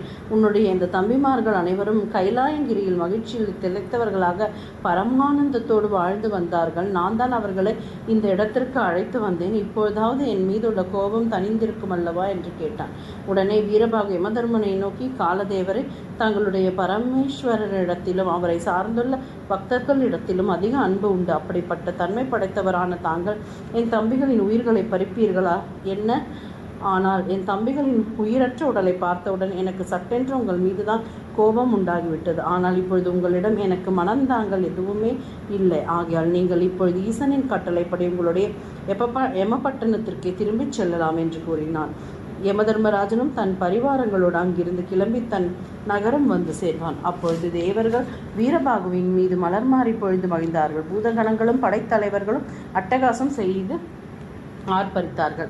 அதே சமயத்தில் தூதர்களின் மூலமாக இந்த விவரங்களை எல்லாம் கேட்டறிந்த சூரபத்மன் தன் மகன் அக்னிமுகன் இறந்த செய்தியை கேள்விப்பட்டதும் துயரம் தாங்காமல் வாழ்வீட்டு புலம்பி அழுதான். அவனுடைய மனைவிமார்கள் அனைவரும் அழுது அரற்றினார்கள். அப்பொழுது சூரபத்மனின் புத்திரர்களாகிய 3000 வீரர்களும் அங்கு வந்து, தந்தையே, மிகுந்த பராக்கிரமம் வாய்ந்த 108 பூத வீரர்கள் எதிரியின் வசம் இருக்கும் பொழுது அவர்களோடு யுத்தம் புரிய அக்னிமுகன் ஒருவனை மட்டும் தாங்கள் எப்படி அனுப்பினீர்கள்? அப்படி அனுப்பியதும் அல்லாமல் இப்பொழுது அவன் மாண்டு போனதை குறித்து ஏன் இப்படி வீணாக அழுது புலம்பி துயரமே உருவாக காட்சியளிக்கிறீர்கள்? தந்தையே, இனியும் நீங்கள் வருத்த வேண்டாம். மகா பலசாலிகளான நாங்கள் அனைவரும் இருக்கிறோம். மேலும் ஹிரண்யனும் பானுகோபனும் இன்னும் உயிரோடு தான் இருக்கிறார்கள். நம் சேனைகளும் பெரும் அளவிற்கு இருக்கின்றன. கடல் நீர் அனைத்து வற்றினாலும் வற்றுமை தவிர எங்களுடைய வீரதீரங்கள் என்றுமே ஒரு சிறிதும் குறைந்து விடாது. தாங்கள் மேருமலையை கூட இடம் மாற்றி பெயர்த்து வைத்து விடுவோம். வடவாக்னியையும் அணைத்து விடும் சாமர்த்தியம் எங்களுக்கு உண்டு. ஆகையால் எங்களுக்கெல்லாம் இப்போதை விடை கொடுத்து அனுப்புங்கள். பூதர்கள், வீரர்கள், அந்த சிறுவன் முருகன் ஆகிய அனைவரையும் நாங்கள் வென்றுவிட்டு தங்கள் முன்னிலையில் திரும்பவும் ஆஜராகிறோம் என்று ஏக காலத்தில் முழங்கினார்கள். சூரனும் அவர்களுக்கு விடை கொடுத்து அனுப்பினான். உடனே மகாவீரர்களான அவர்கள் அனைவரும் தம் தும்பை பூ மாலைகளை அணிந்து கொண்டு சிறந்த ரதங்களில் ஏறி அமர்ந்து கொண்டு போர்க்களத்தை நோக்கி புறப்பட்டார்கள். அவர்களை சுற்றிலும் பெருத்த வாத்தி கோஷங்கள் எழும்பின. அச்சமயத்தில் அவர்களுக்கு அழிவு ஏற்பட்டது.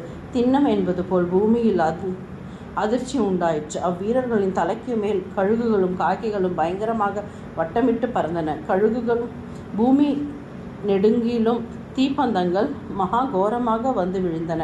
பயங்கர வடிவம் கொண்ட பருந்தங்கள் அவர்களுடைய குடைகளின் மேல் வந்து உட்கார்ந்து கொண்டன. அழிவு காலம் நெருங்கிவிட்டது என்பது கண்கூடாக அறிவிக்கக்கூடிய இத்தகைய அபசகுணங்கள் அசுர வீரர்கள் கிஞ்சிந்தும் பொருட்படுத்தாமல் யுத்த களத்தை வந்தடைந்தார்கள். உடனே இரு படையினருக்கும் மகா பயங்கரமான யுத்தம் மூண்டது. முடிவில் பூதப்படையினரால் முறியடிக்கப்பட்ட அசுர வீரர்கள் தங்கள் உயிருக்கு பயந்து நாலா திசைகளிலும் சிதறியோட தலைப்பட்டார்கள். அதை கண்டதும் அசுரகுமாரர்கள் விரைந்து வந்து தங்கள் வில்களில் பெரும் முழக்கத்தோடு நான்களை பூட்டி ஏராளமான பானங்களை பூத வீரர்களை நோக்கி பெய்தார்கள். அதனால் பூத வீரர்கள் சிதறியோட முயன்றபோது பூதசேனை தலைவர்கள் மிகுந்த ஆவேசத்தோடு மரங்களாலும் மலைகளாலும் தண்டங்களாலும் அசுரர்களுடைய குதிரைகளையும் தேவர்களையும் இரதசாரதிகளையும் அநேக அசுர வீரர்களையும் தாக்கி சின்னாபின்னப்படுத்தினார்கள். அப்பொழுது சூரனுடைய பிள்ளைகள் மகிமை வாய்ந்த ஆக்னேயாஸ்திரத்திகளை சரமாரியாக பொழிந்தார்கள். உடனே தேவசிரேஷ்டர்களான லட்சம் வீரர்களில் விஜயன், ஜெயபரத்ரன், மதிகோரன், அசலன், கர வீரன், குஷன், அனந்தவாமனன், அனந்தவாருணன், அந்தகன், அகலகன், நிர்குணன், மாருதன், சசிகண்டன், சதவலி முதலான 1000 பேர்கள் கிளம்பி வீரபாகுவின் உத்தரவோடு அவர்களின் மீது ஏராளமான அஸ்திரங்களை பொழிந்தார்கள். அவர்களோ அந்த 1000 தேவர்களுடைய ரதங்களையும் உடைத்து தள்ளினார்கள். பதிலுக்கு அசுரர்களுடைய தேர்களை அவர்கள் உடைத்து சுக்கு நூறாக்கிவிட்டு கொடூரமான அக்னியாஸ்திரங்களையும் அவர்கள் மீது பிரயோகித்தார்கள். அதனால் சில அசுரர்களின் உடல் பிளக்கப்பட்டு இரத்த வெள்ளத்தில் மிதந்தபடியே மூர்ச்சித்து கீழே விழுந்தார்கள். மற்றும் உள்ள வீரர்கள் பூதப்படையினரின் ரதங்களை தூக்கி கடலில் வீசி எறிந்தார்கள். இவ்வாறாக அவ்விரு படையினருக்கும் வினாடிக்கு வினாடி அதிக பயங்கரமான யுத்தம் பூண்டு கொண்டிருந்தது. யுத்தத்தில் அசுரர்களால் தேவர்கள் அதிகமாக வதைப்பட்டு வருத்தத்தில் மூழ்கியிருந்த போது விஜயன் என்னும் வீரன் வெகுண்டு எழுந்தான். அவன் சிவபெருமானிடமிருந்து ஒரு வில்லையும் அஸ்திரங்களையும் நிறைந்த அம்புராதுணியை பெற்றவன். மிகுந்த பராக்கிரமம் வாய்ந்த மகாவீரர், லட்சுமி கடாட்சம் நிறைந்தவன். அப்படிப்பட்ட அந்த தேவ வீரன் அசுரப்படையினரை நோக்கி கோபாவேசத்தோடு ஏராளமான பானங்களை வர்ஷித்தார். அதனால் அசுர வீரர்களில் பலர் தங்கள் தலைகளை இழந்தார்கள்.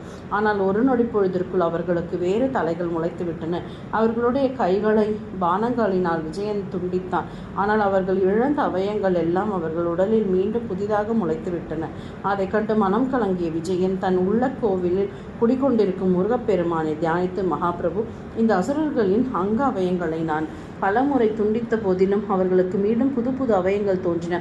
சிறிதும் சலிப்படையாமல் யுத்தம் புரிகிறார்களே, இதற்கு நான் என்ன செய்வது என்று வேண்டினார். உடனே உமாபாலகரான முருகப்பெருமான் அவர் முன்தோன்றி, விஜயனே, உனக்கு இப்பொழுது என்னுடைய ஆங்கைப்படி வெற்றி உண்டாகப் போகிறது. இந்த மகாபாவிகளாகிய அசுரர்கள் பிரம்மதேவனிடமிருந்து இத்தகைய வரத்தை பெற்றிருக்கிறார்கள். அதனால் இந்த வீரர்கள் அனைவரும் தலைகளையும் எந்த பலசாலி ஒரே ஒரு பானத்தின் மூலம் அறுத்து தள்ளுகிறானோ அப்பொழுதுதான் இவர்களுக்கு இறப்பு நேரிடும். இந்த வீரர்களின் ஒருவருடைய தலை மிஞ்சினாலும் கூட இவர்களுக்கு அழிவே நேரிடாது.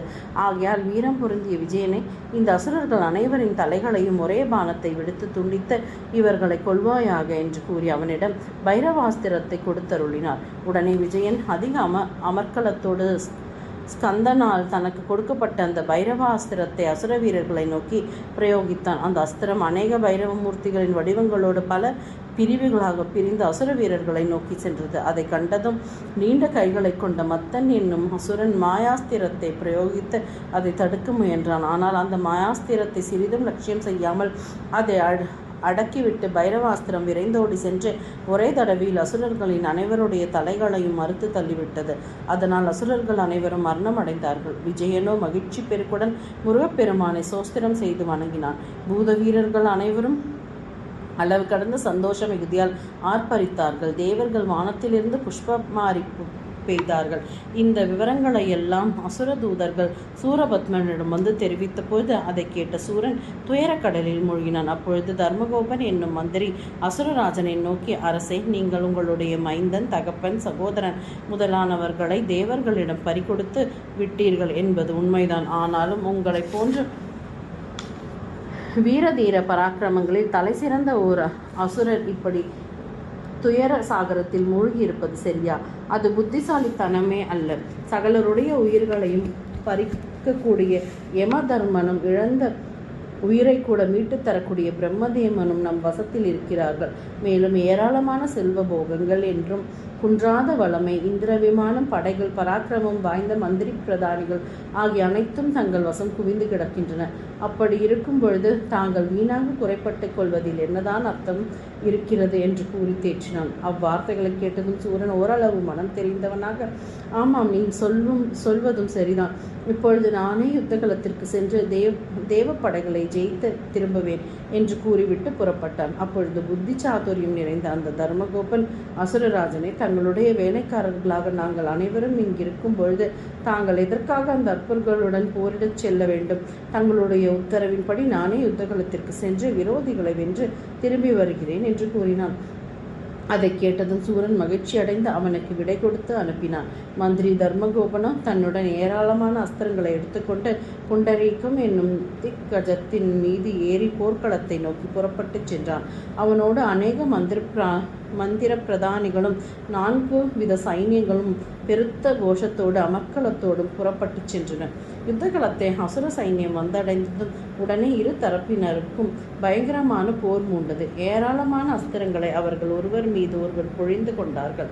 அப்பொழுது தர்மகோபனின் புண்டரீகம் என்னும் யானை சத்ரு வீரர்களின் பலரை கொன்று தள்ளியது. அதை கண்ட பூத வீரர்கள் அந்த யானையின் மீது ஏராளமான அஸ்திரங்களை பிரயோகித்தார்கள். அதனால் அந்த யானை உடல் முழுவதும் ரத்தம் பெருக்கெடுத்தோட அளவு கடந்த கோபாவேசத்தோடு ஒரு பயங்கரமான இரும்பு உலக்கை எடுத்து அதை கொண்டு பூத வீரர்களை அடித்து ஆர்ப்பாட்டம் செய்தது. அதனால் அநேக வீரர்கள் மயங்கி கீழே விழுந்தார்கள். சிலர் பயந்தோடினார்கள். உடனே வீரபாகு விரைந்து வந்து அந்த யானையை நோக்கி கணக்கில்லாத பானங்களை எய்தான். அதனால் யானை சற்று பலவீனம் அடைந்து தெம்பு இழந்தது. அதை கண்ட தர்மகோபன் அந்த கஜராஜனை சமாதானப்படுத்திவிட்டு வீரபாகுவின் மீது 10,000 பானங்களை பொழிந்து தள்ளினான். அதனால் ரத்தம் பெருக்கெடுத்தோட வீரபாகு ஒரு வினாடி நேரம் தன் தேரிலேயே விற்றிருந்தான். அதை கண்ட தர்மகோபன் அவனை நோக்கி கொடூரமான வேலாயுதத்தை பிரயோகித்தான். உடனே வீரபாகு வெகுண்டெழுந்து அந்த வேலை ஒரே ஒரு பானத்தினாலேயே துண்டித்துவிட்டு அநேக பானங்களை பிரயோகித்து அவனுடைய கவசத்தை பிளந்து தள்ளினான். உடனே தர்மகோபன் தன் கையில் இருந்த தண்டத்தை சுழற்றி வீரபாகுவின் மீது வீசி எறிந்தான். அதனால் ஒரு கணம் வீரபாகு நிலை குலைந்திருந்த போது அந்த சமயத்தை பயன்படுத்தி கொள்ள நினைத்த தர்மகோபன் அவன் மீது கூர்மையான அநேக நாராச பானங்களை பொழிந்தான். வீரபாகும் பதிலுக்கு அநேக பானங்களை பிரயோகித்து தன்னுடைய வேலையும் அவனை நோக்கி வீசி எறிந்தான். அந்த வேலை துண்டித்துவிட்டு அசுரனை கண்டு அதிக கோபமடைந்த வீரபாகு அவனுடைய கற்பாறை போன்ற இறுகிய மார்பை ஒரு பானத்தை பிரயோகித்து பிளந்தான். உடனே அந்த அசுரன் யானையின் கழுத்தின் மீது சாய்ந்து சுய உணர்வு இழந்தான். அப்பொழுது அந்த கஜராஜன் ஒரு கனமான உலக்கையை எடுத்து வீரபாகுவின் ரதசாரதியை அடித்து கொன்று விட்டது. உடனே வீரபாகு ரதத்தில் இருந்து கீழிறங்கி அந்த யானையின் கன்னத்தில் பளீர் பளீர் என்று அறைந்து அதை அப்படியே தூக்கி உயர வீசி எறிந்தான். அதனால் கீழே விழுந்த அந்த யானை மயக்கமுற்றது. அப்பொழுது தர்மகோபன் மயக்கம் தெளிந்து எழுந்து வந்து தண்டத்தினால் வீரபாகுவின் மார்பில் ஓங்கி அடைந்தான். உடனே வீரபாகு அந்த தண்டத்தை கையினால் பிடித்து அதை கொண்டே அந்த பாதகனை அடித்து வீழ்த்தினான். அவன் பூமியில் விழுந்தவுடன் அவனை தன் காலினால் மிதித்து நசுக்கினான். தர்மகோபன் என்னும் அந்த அசுர மந்திரி வாயிலிருந்து ரத்தம் பெருகி வழிய மடிந்து போனான். அதை கண்ட அசுரப்படையினர் அனைவரும் வீரபாகுவின் முன்னிலையில் நிற்பதற்கும் அஞ்சி நடுங்கியவர்களாக தங்கள் ஆயுதங்களை நாலாபுறங்களிலும் சிதறி அடித்துவிட்டு தலை குனிந்த வண்ணம் யுத்த களத்தை விட்டு வெளியே ஓடிச் சென்று விட்டார்கள். யுத்த களத்தில் மூர்ச்சித்து விழுந்த கிடந்த புண்டரீகம் என்னும் திக்கஜன் சற்று நேரத்தில் மூர்ச்சை தெளிய பெற்று வீரபாகுவின் முன்னிலையில் சென்று அவனை வணங்கியது. பிறகு அது அவனை நோக்கி, வீரபாகு, நான் திக்கஜங்களுக்குள் தலை சிறந்தவனாவேன். ஆனால் துரதிருஷ்டவசமாக இருக்காரும் தர்மகோபனிடம் சிறைப்பட்டிருந்தேன். அந்த மகாபாதகன் என்னை விலங்கிட்டு கட்டி வைத்து என் மீது ஏறி அமர்ந்து அவன் மனம் போனபடியெல்லாம் சுற்றி திரிவான். அவன் கட்டளைக்கு நான் அடிப்பணியாவிட்டால் என்னை இன்சித்து துன்புறுத்துவான். அப்பேற்பட்ட துன்மார்கனான அவனை கொன்று நீங்கள் எனக்கு இப்பொழுது விடுதலை அளித்து விட்டீர்கள். அன்பே உருவான தேவேசா, தங்களுடைய அருமையை அறிந்து கொள்ளாமல் நான் முட்டாள்தனமாக தவறிழைத்து விட்டேன். அதற்காக தாங்கள் என்னை மன்னித்தருள வேண்டும். நான் தங்களுடைய உத்தரவுப்படி என்னுடைய இருப்பிடத்துக்கு சென்று வசித்து வருகிறேன் என்று கூறியது. வீரபாகுவும் அந்த யானைக்கு மனமுவந்து விடை கொடுத்து அனுப்பினான். அப்பொழுது தேவர்கள் மகிழ்ச்சி பெருக்கோடு வீரபாகுவின் மீது மலர் மாறி பொழிந்தார்கள். பூதப்படைகளும் பெரும் மகிழ்ச்சியோடு ஆரவாரம் செய்து குதூகலித்தார்கள். இந்த விவரங்களை எல்லாம் தூதனின் மூலமாக கேட்டறிந்த சூரபத்மன் அளவு கடந்த துயர சாகரத்தில் மூழ்கினான். அப்பொழுது அவனுடைய மகனான பானுகோபன் அங்கு வந்து, தந்தையே, மகா பராக்கிரமசாலிகளான அந்த தேவப்படையினரை நம்மால் என்ன முயன்றாலும் ஜெயிக்க முடியாது. மேலும் வீரத்தீர மிகுந்தவர்களான தங்களுக்கு கூட அவர்களால் அவமானம் ஏற்பட்டு விட்டதல்லவா? தேவர்களுக்கு நாம் இடைவிடாமல் தொல்லை கொடுத்து வருவதனால் தான் பாலமுருகன் நம் வீரர்கள் பலரை நாசமாக்கி விட்டார். அதனால் நாம் இப்பொழுதாவது தேவர்களுக்கு விடுதலை கொடுத்து கந்தப்பெருமானை நமஸ்கரித்து வணங்கினால் அப்போதும் நம் இனத்திற்கு அழிவு நேரிடாது, நாமும் உயிர் பிழைத்திருக்க முடியும் என்று கூறினார். அதை கேட்டதும் சூரபத்மன் கோபத்தால் கொதித்தெழுந்து, அடே, நீ என்ன சொன்னாய்? தேவர்கள் விடுதலை செய்து அவர்களுக்கு நான் அடிபணிந்ததா? அது ஒரு பொழுதும் நடக்கவே நடக்காது. என் உயிர் உள்ளவரையில் நான் அவர்களோடு போராடி ஜெயிக்காமல் விடமாட்டேன். ஒருவேளை அவர்களை கண்டு நீ பயந்து நடுங்கினால் உடனடியாக இங்கிருந்து வேறெங்காவது ஓடிவிட. நானே யுத்த களத்திற்கு சென்று எதிரிகளோடு போரிட்டு வென்று வருகிறேன் என்றான். உடனே பானுகோபன், தந்தையே, நான் வேண்டுமென்றே உங்கள் மனநிலையை அறிந்து கொள்ளும் பொருட்டுதான் அம்மாதிரி கூறினேன். மற்றபடி என் நெஞ்சில் எந்தவித கலக்கமும் கிடையாது. எனக்கு விடை கொடுத்து அனுப்புங்கள். நானே யுத்த முனைக்கு சென்று யுத்தம் புரிந்து வென்று வருகிறேன் என்று கூறினார். அதை கேட்டதும் பெருமகிழ்ச்சியடைந்த சூரன் தன் மகனுக்கு விடை கொடுத்து அனுப்பினான். பானுகோபனும் தன் மாளிகைக்கு விரைந்து சென்று ஏராளமான தேவ அஸ்திரங்களையும் உன்னதமான ரதங்களையும் திரட்டி கொண்டு சிறந்த ஒரு ரதத்தில் ஏறி அமர்ந்தவனாய் பெருத்த வாத்திய கோஷத்துடன் ஏராளமான அசுர சேனைகளுடன் புறப்பட்டு போர்க்களத்தை அடைந்தான். அங்கே முன்னாள் போரில் பூதப்படையினரால் தலைவெட்டப்பட்டு உயர்ந்து கிடந்த தன்னுடைய 3000 தம்பிகளையும் கண்டதும் அவன் மனம் வேதனையால் துடித்துடித்தது. அவன் ஆத்திர வெறியோடு மூர்க்காவேசமாக பூதப்படையினரை தாக்க முயன்றான். அப்பொழுது யுத்த களத்தில் இரு சைன்யங்களுக்கும் இடையே அதிபயங்கரமான யுத்தம் உண்டது. பூதப்படைகள் அசுரப்படையினரை முறியடிக்க முயன்றபோது மகாபாதகனான பானுகோபன் ஏராளமான பானங்களையும் அநேக அக்னியாஸ்திரங்களையும் பூத சேனாதிபதிகள் மீது பிரயோகித்தான்.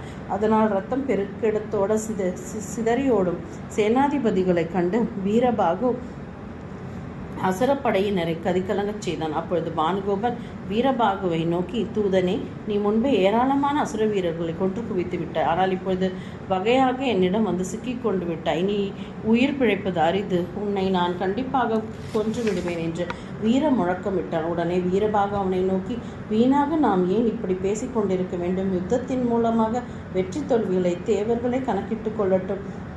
இப்பொழுதே நம்முடைய கைகலப்பை ஆரம்பிக்கலாம் என்றான் ரத்தின சுருக்கமாக. அடுத்த வினாடி இருவருக்கும் கடுமையான யுத்தம் ஆரம்பமாயிற்று. இருவரும் ஒருவர் மீது ஒருவர் ஏராளமான அஸ்திரங்களை பிரயோகித்துக் கொண்டார்கள். ஆனால் அவர்களால் பிரயோகிக்கப்பட்ட அஸ்திரங்கள் எல்லாம் வீணாகவே போயிட்டு. அப்பொழுது பானுகோபன் தனக்குள், இந்த வீரபாகு நான் போடும் அஸ்திரங்களை எல்லாம் சரியான பதில் அஸ்திரங்களை போட்டு என்னை வென்று விடுகிறானே, மகிமை வாய்ந்த அஸ்திரங்களை எல்லாம் இவனால் வீணாகிவிட்டன. இனி நான் பாசுபத அஸ்திரத்தை பிரயோகித்தாலும் அதற்கும் பதில் அஸ்திரத்தை அவன் பிரயோகித்து விடுவான் என்பது நிச்சயமாகியால் இனி நான் என்ன செய்வது என்று நினைத்து ஆலோசனையில் மூழ்கினான். பானுகோபன் மாயினால் தன் உருவத்தை மறைத்து கொண்டு வீரபாகுவின் அருகில் பெருத்த சூறாவளி காற்றை போல் முன்னும் பின்னுமாக வட்டமிட்டபடியே அவனுடைய உடலில் ஏராளமான பானங்கள் பொழிந்தான். அதனால் வீரபாகுவின் உடலில் இருந்து இரத்த வெள்ளம் பெருகி ஓடியது. அதை கண்டு வீரபாகு துணுக்குற்றவனாக, அடே, அந்த மகாபாவியான பானுகோபன் எங்கிருந்து கொண்டு என் மீது இப்படி கணக்கில்லாத அஸ்திரங்களை பொழிந்து தள்ளுகிறான்? அஸ்திரங்கள் என் மீது விழுவது மட்டும்தான் எனக்கு தெரிகிறதே தவிர அவன் உருவத்தை என்னால் பார்க்க முடியவில்லையே என்று எண்ணி கலங்கினான். ஆனால் சிறிது நேரத்திலேயே அசுரனுடைய மாயை உணர்ந்து கொண்ட வீரபாகு எப்படிப்பட்ட மாயங்களையும் அழித்துவிடக்கூடிய விஞ்ஞான அஸ்திரத்தை பிரயோகித்தான். உடனே அந்த அஸ்திரத்தின் மகிமையால் ஆகய மார்க்கத்தில் ரதத்தில் அந்த அசுரன் அமர்ந்திருப்பதைக் கண்டு கடும் கோபத்துடன் தன் ரதத்துடன் அவனை நோக்கிச் சென்றான். இருவருக்கும் கடுமையான யுத்தம் மூண்டது. ஏராளமான பானங்களை அவர்கள் பொழிந்து கொண்டார்கள். அந்த பானங்களின் குவியலினால் பூமி முழுவதும் மறைக்கப்பட்டது. இப்படியாக தேவப்படையினருக்கும் அசுரப்படையினருக்கும் பெரும் போர் மூண்டது. முடிவில் வீரபாகு தன் கையில் இருந்த கத்தியால் பானுகோபனின் இரு கைகளையும் ஒன்றின் மீது ஒன்றாக துண்டித்து அவனுடைய தலையையும் மறுத்து பூமியில் வீசியிருந்தான். அதை கண்ட தேவர்கள் வீரபாகுவின் மீது நறுமண மலர்கள் வாரி இறைத்தார்கள். பூத வீரர்கள் பெருத்த ஆரவாரம் செய்து தங்கள் மகிழ்ச்சியை தெரிவித்துக் கொண்டார்கள். அதன் பிறகு தேவர் வீரர்கள் அனைவரும் யுத்த களத்தை விட்டு புறப்பட்டு சென்று ஹேமகூடபுரத்தில் ஸ்ரீ முருகப்பெருமானின் மாளிகையை நோக்கி விரைந்து சென்றார்கள். முருகப்பெருமானின் சன்னதிக்கு சென்று அவர்களை வணங்கி எழுந்தவுடன் முருகர் வீரபாகுவை நோக்கி, வீரபாகு, நீ பெருத்த முயற்சியோடு மகாபாதகனான அந்த பானுகோபனை முறியடித்தாய். அதனால் நீ இப்பொழுது அதிக களைப்புடனும் தோற்றம் அளிக்கிறாய். மகாபராக்கிரமம் வாய்ந்த வீரனை, நீ விரும்பிய வரங்களை கேள் என்று திருவாயும் மலர்ந்தருளினார். மகாபிரபு, எனக்கு பிரம்மா விஷ்ணு முதலான தேவர்கள் பதவி என்னும் எதுவும் வேண்டியதில்லை. தங்களுடைய திருவடி கமலங்களில் என்றும் மாறாத பக்தி எனக்கு உண்டாகுமாறு தாங்கள் அருள் செய்தால் போதும் என்று வீரபாகு வினயத்துடன் வேண்டிக் கொண்டான். அவ்வாறே அவனுக்கு அருளிய முருகப்பெருமான் வீரபாகுவையும் மற்றும் உள்ள பூத வீரர்களையும் அவரவர் இருப்பிடங்களில் சென்று தங்கி ஓய்வெடுத்துக் கொள்ளும்படியாக கூறி அவர்களுக்கு விடை கொடுத்து அனுப்பினார். இந்த மகத்துவம் வாய்ந்த அத்தியாயத்தை யார் படிக்கிறார்களோ அவர்களுக்கு சத்ரு ஜெயமும் சகல மனோபீஷ்டங்களும் உண்டாகும். தர்ம சிந்தனையே உருவான பஞ்ச பாண்டவர்கள் இந்த அத்தியாயத்தில் வரும் பானுகோபன் வதத்தை கேட்டு திமிர் பிடித்தவர்களான துரியோதனன் முதலான பகைவர்களை போரிட்டு வென்றார்கள். அம்மாதிரியே பரசுராமனும் வீரியார்ஜுனன் முதலான விரோதிகளை யுத்த முனையில் வென்று ஜெயமடைந்தார். இந்த சரித்திரத்தை உத்தமர்கள் மூலமாக அறிந்து கொண்ட வாலியும் அஞ்சனையின் மகனாக ஆஞ்சநேயரும் வீரம் மிகுந்த பல விரோதிகளை வென்று புகழடைந்தார்கள். தன் அருமை மகன் பானுகோபன் மாண்ட செய்தியை கேள்விப்பட்டதும் சூரபத்மன் அளவு கடந்த துயரப் பெருக்கோடு மயங்கி கீழே சாய்ந்தான். பிறகு அங்கிருந்த அசுரர்கள் அவனுக்கு மூர்ச்சை தெளிவித்தும் அவன் பெரிதாக புலம்பி அழுது, ஐயோ, என் மகன் பானுகோபா, சூரியனையே வென்றவனான உனக்கு மரணம் சம்பவித்து விட்டதா? உன்னுடைய முடிவினால் தேவர்கள் சுகபோகத்தில் ஆழ்ந்து விட்டார்கள். மகாவிஷ்ணு மகாலட்சுமியோடும் இந்திரன் இந்திராணியோடும் ஆனந்தமாக வாழ்ந்து வரப்போகிறார்கள். சகல திக்பாலகர்களும் சுகமாக இருக்கப் போகிறார்கள் என்று கதறினான். அப்பொழுது சில அசுரர்கள் போர்க்களத்தில் மடிந்து கிடந்த பானுகோபையின் தலை, உடல், கைகள் முதலான அவயங்களை அசுரராஜனின் முன்னிலையில் எடுத்து வந்து கிடத்தினார்கள். அந்த அவயங்களை தலையிலிருந்து கால் வரையில் வரிசைப்படுத்தி வைத்த சூரன் துயரம் தாங்காமல் கதறி அழுதான். அவனுடைய மனைவியான பத்மகோமலின் தன் சக்கலத்தையோட அங்கு வந்து தன் மகனின் அங்கங்களை தொட்டு பார்த்து புலம்பி அழுதாள். என் அருமை மகனே, ஒரு சமயம் திருமகளின் கையில் இருக்கும் தாமரை மலர் கொண்டு வரும்படி நான் கூறிய பொழுது நீ உடனடியாக அந்த மலரை எனக்கு கொண்டு வந்து கொடுத்தாயே. அப்படிப்பட்ட உன்னையாய் அந்த தேவர்கள் கொன்றுவிட்டார்கள் என்று கூறி அப்பெண்மணிகள் அனைவரும் அழுது அரற்றினார்கள். அப்பொழுது சூரபத்மன் வெகுண்டெழுந்து, நான் இப்பொழுது சென்று அந்த தேவ சத்துக்களை கொன்று அழித்து இறந்து போன பானுகோபனின் உயிரையும் பிழைக்கச் செய்கிறேன். வீரர்களை அதுவரையிலும் பானுகோபன் இந்த உயிரற்ற உடல் நீங்கள் பத்திரமாக பாதுகாத்து வாருங்கள் என்று கூறினான். பிறகு தன் மனைவிமார்களை அவர்களுடைய அந்த புறத்திற்கு அனுப்பிவிட்டு தூதுவர்களை நோக்கி, நீங்கள் உடனே விரைந்து சென்று என் தம்பி சிங்கமுகனிடம் பானுகோபன் மாண்ட விவரத்தையும் நான் போருக்கு புறப்பட இருப்பதையும் பற்றி கூறி அவனை கையோடு இங்கு அழைத்து வாருங்கள் என்று கட்டளை பிறப்பித்தான். அவ்வாறே தூதர்கள் விரைந்து சென்று சிங்கமுகனின் பட்டினத்தை வந்து அடைந்தார்கள். அவனிடம் சூரபத்மன் அனுப்பிய விவரங்களை தூதர்கள் தெரிவித்ததும் சிங்கமுகன் அந்த வினாடியிலேயே ரதத்தில் ஏறி சதுரங்க படைகளோடு வாத்திய கோஷங்களோடும் வானவீதி வழியாக சூரனின் நகரத்தை வந்தடைந்தான். சூரனின் முன்னிலையில் சென்று வணங்கிய சிங்கமுகன், அண்ணா, நீங்கள் ஏன் கவலையே உருவாகி இருக்கிறீர்கள் என்று வினவினான். அதற்கு சூரன் நடைபெற்ற விஷயங்கள் அனைத்தையும் சிங்கமுகனிடம் எடுத்து கூறி, தம்பியை, நீ இப்பொழுதே புறப்பட்டு சென்று நம் சத்துருக்களோடு யுத்தம் புரிந்து வென்று வா. அதற்காகத்தான் நான் உன்னை இங்கே அழைத்து வரும்படி செய்தேன் என்றான்.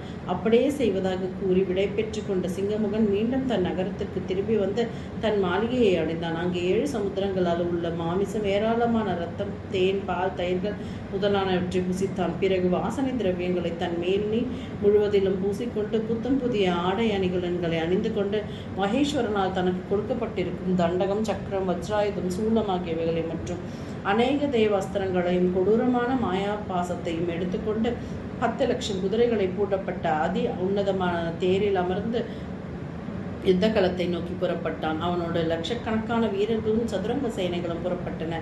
வாத்திய கோஷங்கள் வான எட்டும் அளவிற்கு முழக்கமிட்டன. அப்பொழுது கழுகுகள் வந்து உட்கார்ந்தன, பூமி நடுங்கின, கொல்லிக்கட்டைகள் வந்து விழுந்தன, காகங்களோ சருகான உலர்ந்த மரங்களின் மீது உட்கார்ந்து கோரமாக கத்தின. இம்மாதிரியான பல அபசகுணங்கள் ஏற்பட்டும் சிங்கமுகன் அவற்றை எல்லாம் லட்சியம் செய்யாமல் யுத்த களத்திற்கு வந்து சேர்ந்தான். அப்பொழுது அவனுடைய வருகையை கண்ட பிரம்மா, விஷ்ணு முதலான தேவர்கள் அனைவரும் அதிக பயமடைந்தவர்களாக ஸ்ரீ சண்முகப் பெருமானை அணுகி தேவாதி தேவனே, கருணாமூர்த்தியே, சூரனுடைய மற்றொரு தம்பியான சிங்கமுகன் இப்பொழுது போர்க்களத்திற்கு வந்து விட்டான். இவன் மிகுந்த பராக்கிரமசாலி. 1000 தலைகளையும் 2000 கைகளையும் உடையவன். 1000 யோசனை பரப்புள்ள உறுதியான மார்பு கொண்டவன். விரோதிகளை பலவிதமாக வென்று 1000 அண்டங்களையும் ஆண்டு வருபவன்.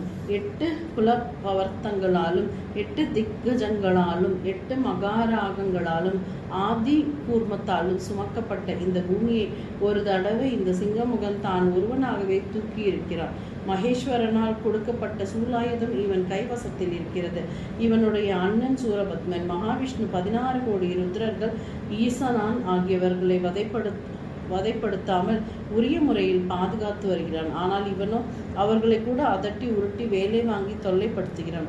அப்படிப்பட்ட மகாபாதகன் இந்த சிங்கமுகனை கொன்றழித்து தேவர்களை காப்பாற்ற வேண்டியது தங்கள் கடமையாகும் என்று முறையிட்டார்கள். முருகப்பெருமான் வாயுதேவனை கொண்டு தம் ரதத்தை கொண்டு வர சொல்லி போரிடச் செல்ல ஆயுத்தமானார். அப்பொழுது வீரபாகு அவரை நோக்கி, தேவதேவனே, எனக்கு விடை கொடுத்து அனுப்புங்கள். நானே சென்று அந்த சிங்கமுகனை போரிட்டு வென்று வருகிறேன் என்று வேண்டினார். அவ்வாறே முருகரும் அவனுக்கு விடை கொடுத்து அனுப்பி வீரபாகு 108 வீரர்களோடும் சேனாதிபதிகளோடும் மற்றும் ஏராளமான பூத சைனியங்களோடும் தனது ரதத்தில் ஏறி அமர்ந்து யுத்த களத்தை நோக்கி புறப்பட்டு சென்றான். யுத்த களத்தில் பூதப்படையினருக்கும் அசுரப்படையினருக்கும் அதிபயங்கரமான யுத்தம் உண்டது. இருதரப்பினரும் ஏராளமான அஸ்திரங்களை ஒருவர் மீது ஒருவர் பிரயோகித்துக் கொண்டார்கள். அப்பொழுது சிம்மம் என்னும் பூதசேனாதிபதி பெரிய தண்டத்தில் அசுர வீரர்களின் அநேகரை அடித்து கொன்றான். உடனே மகாபராக்கிரமசாலியான யுதிஷ்டிரன் என்னும் 10 தலைகளை கொண்ட அசுரப்படை தலைவன் விரைந்து வந்து அநேக கூர்மையான அஸ்திரங்களை சிம்மனை நோக்கி வர்ஷித்தான். சிம்மனோ அந்த அஸ்திரங்களை எல்லாம் தன் தண்டத்தினாலேயே சிதறி போகச் செய்து அசுரனின் மார்பில் தண்டத்தை சுழற்றி ஓங்கி அடித்தான். அதனால் கவசம் பிளக்கப்பட்ட அசுரன் ஒரு பிரம்மாண்டமான தண்டத்தை சிம்மனுடைய மார்பில் அடித்தான். ஆனால் சிம்மனுடைய மார்பில் பட்ட மாத்திரத்திலேயே அந்த தண்டாயுதமானது பொடி பொடியாகிவிட்டது. உடனே யுதிஷ்டிரன் அவன் மீது கோடாலியை வீசி எறிந்தான். அதையும் தனது தண்டத்தினாலேயே முறியடித்த சிம்மன் அவனுடைய வில்லையும் முறித்து போட்டான். அதன் பிறகு அசுரன் வேலை வீசி எறிந்து அந்த வேலை சக்கராயுதத்தினால் சிம்மன் துண்டித்து போட்டான். தன் வேலாயுதம் முறிந்ததைக் கண்ட யுதிஷ்டிரன் பெருங்கோபத்துடன் யமனுடைய கால தண்டத்தை போன்று தன்னுடைய தண்டத்தை எடுத்து சிம்மனின் மீது வீசி எறிந்து தாக்கினான். அதனால் உடலில் இருந்து இரத்தம் பெருக்கெடுத்தோட சிறிது பலவீனம் அடைந்த சிம்மன் சட்டென்று தன்னை சமாளித்துக் கொண்டு அந்த அசுரனுடைய மார்பில் தன் வலுவான கைகளால் ஓங்கி அறைந்தான். அந்த அடியின் வேகத்தால் முகத்தில் இருந்து இரத்தம் பெருக்கி வழிய அசுரனின் பூமியில் பொத்தென்று விழுந்து உயிரை விட்டான். அதை கண்ட அசுரன் வீரர்கள் அனைவரும் ஒன்று சேர்ந்து வந்து சிம்மனோடு போரிடலானார்கள். உடனே 1,00,000 வீரர்களில் ஒருவனும் அதிக பலம் வாய்ந்தவனும் லட்சுமி கடாட்சம் நிறைந்தவனும் ஆகிய கனகன் என்னும் தேவ வீரன் விரைந்து வந்து ஏராளமான பானங்களை வர்ஷித்து அசுர படைகளை சிதறியோடச் செய்தார். அப்பொழுது துர்முகம் என்னும் அசுர சேனாதிபதி ஏராளமான பானங்களை பொழிந்து கனகனை தாக்க முயன்றான். அதை கண்ட பூத படைகள் அநேக மலைகளையும் மரங்களையும் பாறைகளையும் பெயர்த்தெடுத்து அசுர வீரனை நோக்கி வீசி எறிந்தார்கள். உடனே வஞ்சக எண்ணம் படைத்த துர்முகன் 100 வடிவங்களை எடுத்துக்கொண்டு தேவ படைகளோடு யுத்தம் புரியலானான். பூதப்படையின் தலைவனாகிய வீரமார்த்தாண்டன் என்பவன் அசுரனுடைய மாயையை அறிந்து கொண்டு அவன் மீது விஞ்ஞாஸ்திரத்தை பிரயோகித்தான். அதனால் மாயிலிருந்து விடுபட்ட அசுரன் தான் மட்டும் தனியாக நின்று 1000 அஸ்திரங்களை பொழிந்தான். மகாவீரனான வீரமார்த்தாண்டனோ 1000 பானங்களினால் அவர்களை சிதறியடித்து மேலும் 7 பானங்களினால் அவனுடைய உறுதியான வில்லையும் ஒரே ஒரு பானத்தினால் அவனுடைய மார்க்கவசத்தையும் பிளந்து ஏராளமான பானங்களை அவன் சரீரத்தை நோக்கி பொழிந்து தள்ளினான். அதனால் உடல் முழுவதும் இரத்த வெள்ளத்தில் மிதந்த நிலையில் மாயையினால் மறைந்த வண்ணம் அங்கிருந்த துர்முகன் ஓடிச் சென்று விட்டான். அவனோடு அசுர வீரர்கள் அனைவரும் சிதறையோட தலைப்பட்டார்கள். அதை கண்டதும் மிகுந்த பலசாலியும் மலை போன்ற பிரம்மாண்டமான வடிவத்தை கொண்டவனுமாகிய சிங்கமுகன் யுத்த களத்திற்கு விரைந்து வந்தான். பூதப்படையினரும் அவனும் அதியாவேசமாக போரிட்டு கொண்டார்கள். சிங்கமுகனும் பூதப்படை வீரர்களின் ஏராளமானவர்களை கொன்று குவித்து அவர்கள் மீது கணக்கில்லாத பானங்களை வர்ஷித்து சிதறியோடச் செய்தான். அவனுடைய கொடூரத்தன்மையை கண்டு பிரம்மா, விஷ்ணு, இந்திரன் முதலான தேவர்களும் பயந்து ஓட்டம் பிடித்தார்கள். அப்பொழுது அக்னிகோபன் என்னும் வீரன் போரிட முன்வந்து அந்த அசுரனின் மீது ஒரு பெரிய சூலத்தை வீசி எறிந்தான். அவனுடைய வலுவான மார்பில் பட்ட மாத்திரத்திலேயே அந்த சூளை இந்த 2 துண்டுகளாக முறிந்து விழுந்து விட்டது. உடனே அக்னிகோபன் ஒரு பெரிய தண்டத்தை எடுத்து அசுரனுடைய ரதசாரதியை அடித்து கொன்றான். அதை கண்ட சிம்மமுகன் வேறொரு தண்டத்தை எடுத்து அவன் மீது வீசி எறிந்து அவனை மயங்கி விழச் செய்தார். மயக்கத்தில் இருந்து விரைந்து விடுபட்ட அக்னிகோபன் ஒரு பெரிய மலையை எடுத்து சிங்கமுகனின் மீது வீசி எறிந்தான். அந்த மலையை கையினாலேயே பந்து போல பிடித்து அவன் மீது திரும்பவும் எறிந்தான் சிங்கமுகன். அதனால் மயக்கம் அடைந்து கீழே விழுந்து விட்ட அக்னிகோபனை கண்டதும் மற்றொரு தேவ வீரனாகிய தண்டி என்பவன் ஒரு தண்டத்தை எடுத்து வந்து அசுரனுடைய வலுவான மார்பின் மத்தியில் ஓங்கி அடித்தான். அந்த தண்டமும் அசுரனின் மார்பில் பட்டு பொடி பொடியாகிவிட்டது. உடனே தண்டி அசுரனின் மீது குரங்கு போல தாவி குதித்து அவனுடைய அங்கங்கள் அனைத்திலும் நடமாடி மிதித்து துவைத்தான். அவனை அப்படியே கையில் பிடித்து கொசுவை அடிப்பது போல் அடித்து தொலைவில் வீசி எறிந்தான் சிங்கமுகன். தண்டி மூர்ச்சித்து விழுந்தவுடன் மற்ற தேவசேனாதிபதிகள் அனைவரையும் சிங்கமுகன் விரைவில் ஜெயித்து விட்டான். அப்பொழுது தேவ வீரர்கள் அசுரனின் மீது ஏராளமான அம்புகளை இடைவிடாமல் பொழிந்தார்கள். அதை கண்ட அசுரன் பூத வீரர்களை கை கால்களை பிடித்து தாறுமாறாக இழுத்து உயரை தூக்கி எறிந்து அட்டகாசம் புரிந்தான். அதனால் பூதப்படையினர் அனைவரும் சிதறியோடலானார்கள். அதை கண்டதும் வீரபாகு விரைந்து வந்த அசுரப்படையினரின் மீது சரமாரியாக பானங்களை பொழிந்து தள்ளினான். அதனால் கணக்கற்ற அசுர வீரர்கள் செத்து மடித்தார்கள். நொடிப்பொழுதில் அசுரர்களின் 4 வகை சேனைகளும் அழிந்துவிட்டன. எங்கு பார்த்தாலும் இரத்த வெள்ளமாக அங்கு பெருகி ஓடியது. அப்பொழுது சிங்கமுகனுடைய 100 புத்திரர்களும் போரிட முன்வந்த வீரபாகுவின் மீது ஏராளமான பானங்களை பொழிந்தார்கள். வீரபாகுவும் பதிலுக்கு ஏராளமான பானங்களை அவர்கள் மீது பிரயோகித்தான். அசுரர்களுடைய ரதங்களையும் வில்லுகளையும் வீரபாகு பானங்களை விடுத்து தூள் தூளாக்கி விட்டான். அதனால் மேற்கொண்ட அவனோட விற்போர் செய்வதில் எந்தவித பயனும் ஏற்படாது என்பதை அறிந்து கொண்ட அசுரர்கள் கைகளில் கத்திகளை எடுத்துக்கொண்டு அவனோடு வாட்போரில் ஈடுபட்டார்கள்.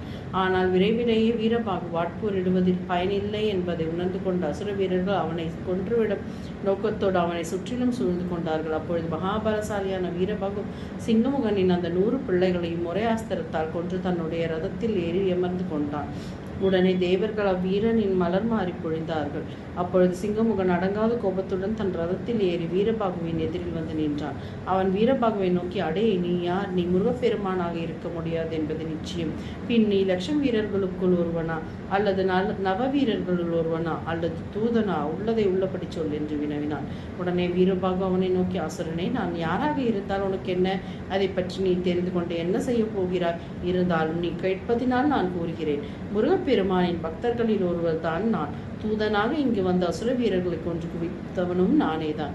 என்னை வீரபாகு என்று தேவர்கள் அழைப்பார்கள் என்று கம்பீரமாக மொழிந்தான். உடனே சிங்கமுகன், தூதனே, நீ வீரமற்ற அசுரர்களைத்தான் கொன்றிருக்கிறாய். சிறுவர்களான என் பிள்ளைகளையும் நீ கொன்றாய். ஆனால் இதிலிருந்து நீ பெரிய பராக்கிரமசாலி என்று நான் ஒரு காலம் ஒத்துக்கொள்ளவே மாட்டேன்.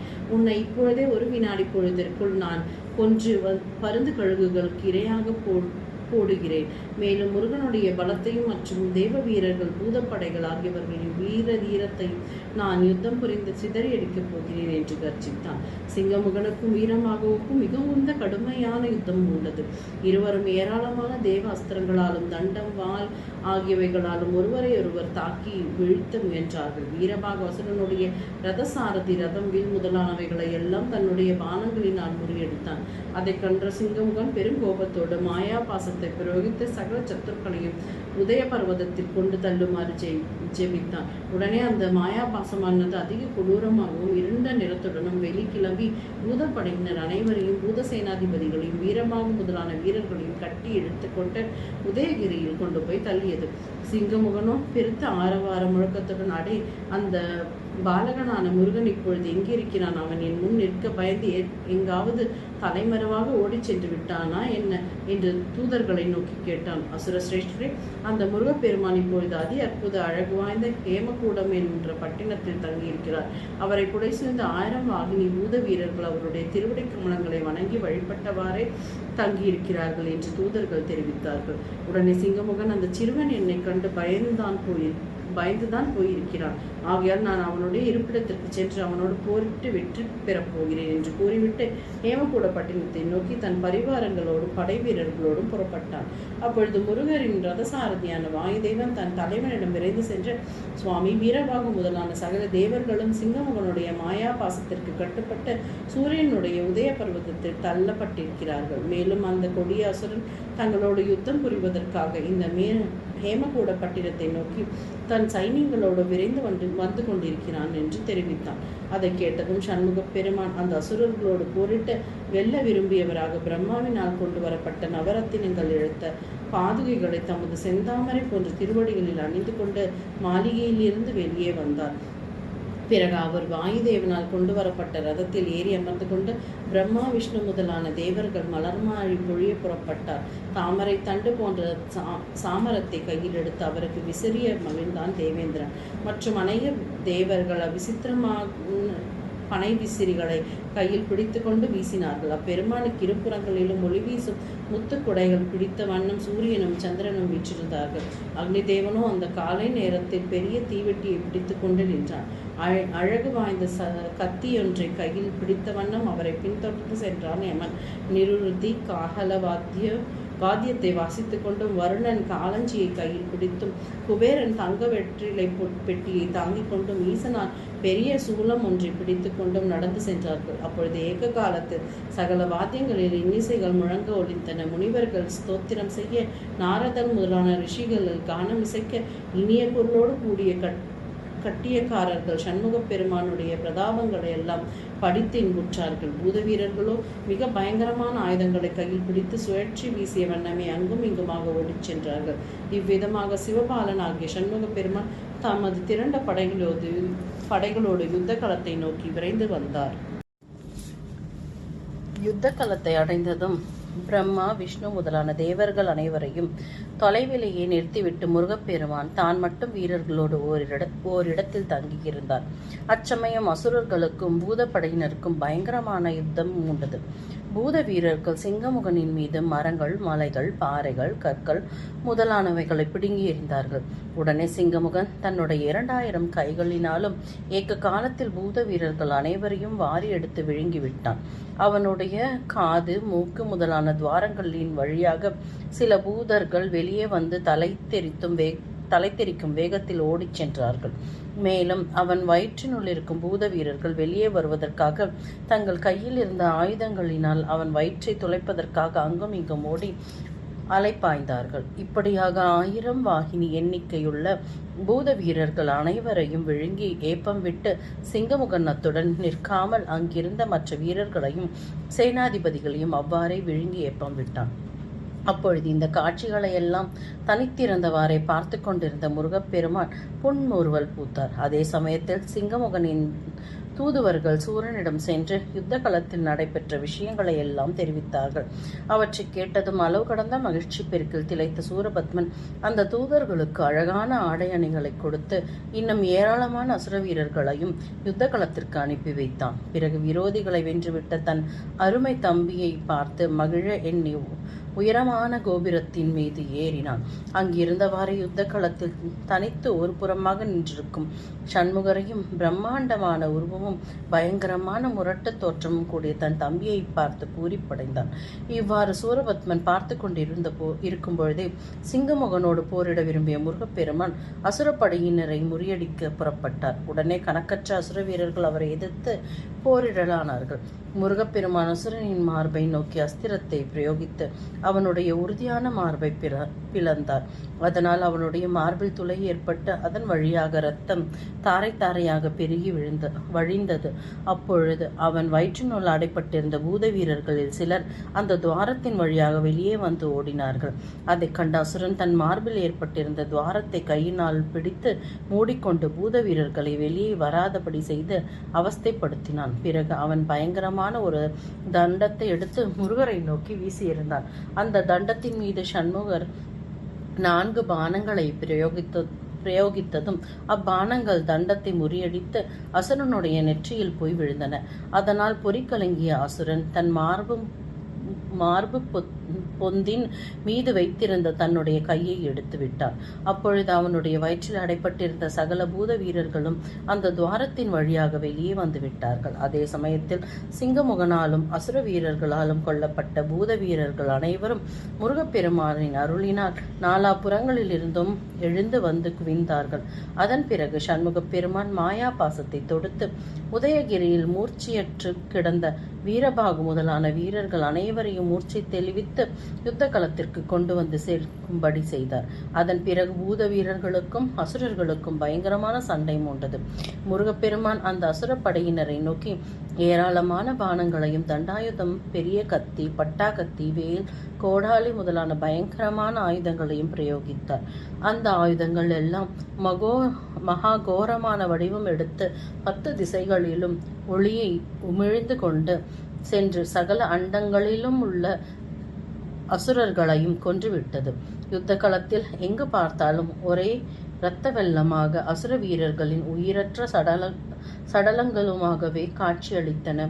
ஏராளமான முண்டங்கள் பயங்கரமாக கூத்தாடின. சென்னாய், நரி, கழுகு, காக்கை முதலான ஜந்துக்கள் எல்லாம் அங்கு திரண்டு வந்து செத்த மாமிசத்தை கொத்தி தின்றன. அப்பொழுது மூர்ச்சித்து கீழே விழுந்து கிடந்த சிங்கமுகன் மூர்ச்சை தெளிவு பெற்றவனாக சட்டென்று எழுந்து நின்றான். உடனே அவன் கண்ணெதிரில் அசுர வீரர்களின் பிணங்களும் பூத வீரர்களின் கோலாகலமான சப்தமும் தென்பட்டது. அதை கண்டதும் அவன் உடல் முழுவதும் அளவு கடந்த கோபாக்னியால் பற்றி எரிந்து தகித்தது. உடனே சிங்கமுகன் 1000 வீரர்களில் 10 லட்சம் அம்புகளை பூட்டி அவற்றை முருகரை நோக்கி ஏக காலத்தில் பிரயோகித்தார். அந்த லட்சம் அம்புகளையும் 1000 அம்புகளாலேயே சிதறடித்துவிட்டு செந்தூர் வேலன் அந்த மகா பாதகனான சிங்கமுகனின் மீது 1000 பானங்களை எய்தார். உடனே சிங்கமுகன் தேவசேனாதிபதியின் மீது மீண்டும் 10 லட்சம் பானங்களை பிரயோகித்தார். முருகரும் அவன் மீது அதே அளவுள்ள பானங்களை வர்ஷித்து அசுரனுடைய ரதத்தை தூளாக்கி ரதசாரதியையும் கொன்றார். அதன் பிறகு அசுரன் அளவு கடந்த கோபத்தோடு பயங்கரமான சூலாயுதத்தை எடுத்து முருகரின் மீது வீசி எறிந்தான். அந்த சூலத்தை 14 பானங்களினால் முறியடித்த சண்முகப் பெருமான் அவன் மீது 1000 பானங்களை எய்தினார். அசுரனும் மிகுந்த அட்டகாசத்தோடு முருகரை எதிர்த்து வந்தான். அதை கண்ட கந்தபிரான் அந்த பாதகனுடைய கையை 7 கூரான அஸ்திரங்களினால் துண்டித்து விட்டார். ஆனால் அசுரனுக்கோ மீண்டும் புதிய கை முளைத்து விட்டது. அவன் தண்டத்தை எடுத்து தேவசேனாதிபதியின் மீது வீசி எறிந்தான். அந்த தண்டத்தை 1000 அஸ்திரங்களினால் முருகர் முறியடித்து விட்டதை கண்டதும் சிங்கமுகன் அவரை நோக்கி பாசாயுதத்தை விடுத்தான். அந்த ஆயுதங்களை துண்டித்து விட்டு முருகர் 1000 பானங்களினால் அசுரனுடைய தலைகளையும் 2000 பானங்களினால் அவனுடைய கைகளையும் வெட்டி தள்ளினார். ஆனால் அவனுடைய வெட்டப்பட்ட தலைகளும் கைகளும் மீண்டும் புதிதாக முளைத்து விட்டன. அதை கண்டதும் தேவர்கள் அனைவரும் பயந்து நடுங்கினார்கள். அப்பொழுது கந்த பெருமான் அந்த அசுரர்கள் ஆலமரத்தடியில் சர்வேஸ்வரனை கருதி செய்த வீர யாகத்தையும் அதன் பயனாகத்தான் சிங்கமுகனுக்கு மீண்டும் வெட்டப்பட்ட அவயங்கள் யாவும் புதிதாக முளைக்கின்றன என்று எண்ணி வியந்தார். அதே சமயத்தில் சிங்கமுகன் அவரை நோக்கி, பாலகனே, சிவபிரானுடைய வரத்தால் எனக்கு வயோதிகத்தனமோ அழிவோ எக்காலத்திலும் நெருங்கவே செய்யாது. என்னுடைய அவயங்கள் மீண்டும் புதிதாக முளைக்கக்கூடிய தன்மை வாய்ந்தன.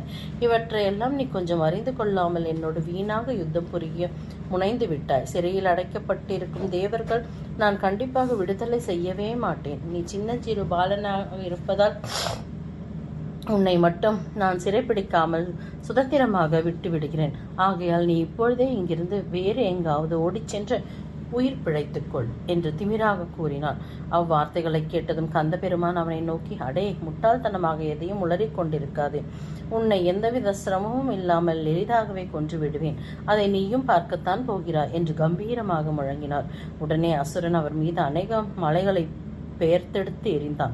முருகர் அம்மலைகளையெல்லாம் பொடிப்பொடியாக்கிவிட்டு அவனுடைய தலைகளையும் கைகளையும் துண்டித்தார்.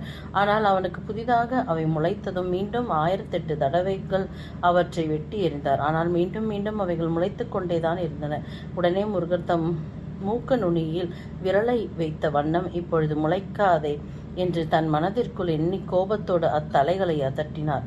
அவருடைய கட்டளைக்கு உட்பட்ட விதத்தில் அசுரனுக்கு 1 தலையும் 2 கைகளும் மட்டுமே காட்சியளித்தன. மற்ற தலைகளும் கைகளும் ஆமையின் உடலுக்குள் அதன் தலை அடங்கி விடுவதைப் போல் அவனுள்ளேயே அடங்கிவிட்டது. அதன் பிறகு தேவசேனாதிபதியும் சிங்கமுகனும் பானங்களை பிரயோகித்தும் தண்டங்கள் வீசி எறிந்தும் ஒருவரோடு ஒருவர் கடுமையாக யுத்தம் புரிந்து கொண்டார்கள். அப்பொழுது உமாபுத்திரனான சண்முகப் பெருமான் அநேக கோடி சூரியர்களுக்கு ஒப்பான தேஜஸை உடையதும் அதிபயங்கரமானதும் மிகவும் உன்னதமானதுமாக வஜ்ராயுதத்தை எடுத்து அவன் மீது பிரயோகித்தார். அந்த வஜ்ராயுதம் பெருத்த ஒளியோடு கிளம்பி சகல உலகங்களையும் அச்சுறுத்திய வண்ணம் அதிவேகமாக சென்று அசுரனுடைய தண்டத்தை துண்டித்தது. பிறகு அது அவனுடைய மார்பில் விழுந்து பிளந்து அவனுடைய உயிரை பறித்து கொண்டு மீண்டும் சண்முகரின் கரத்திலேயே வந்து சேர்ந்து விட்டது. அசுரன் வாயிலிருந்து இரத்தத்தை கக்கிய வண்ணம் கீழே விழுந்து புரண்டு புழு போல் துடிதுடித்த வண்ணம் உயிரை விட்டான். அசுரனின் அழிவை கண்ட தேவர்கள் அனைவரும் அளவு கடந்த சந்தோஷம் அடைந்தார்கள். சுகந்த நறுமண மலர்களை முருகப்பெருமானின் மீது வாரி பொழிந்தார்கள். பூதப்படைகள் எல்லாம் மகிழ்ச்சி பெருக்கோடு பெருத்த ஆரவாரம் செய்து குதூகலித்தார்கள். அதன் பிறகு தேவசேனாதிபதியோடு சகல தேவர்களும் பூத வீரர்களும் யுத்த களத்திலிருந்து புறப்பட்டு சென்று ஹேமகூட புறத்திற்கு வந்து சேர்ந்தார்கள்.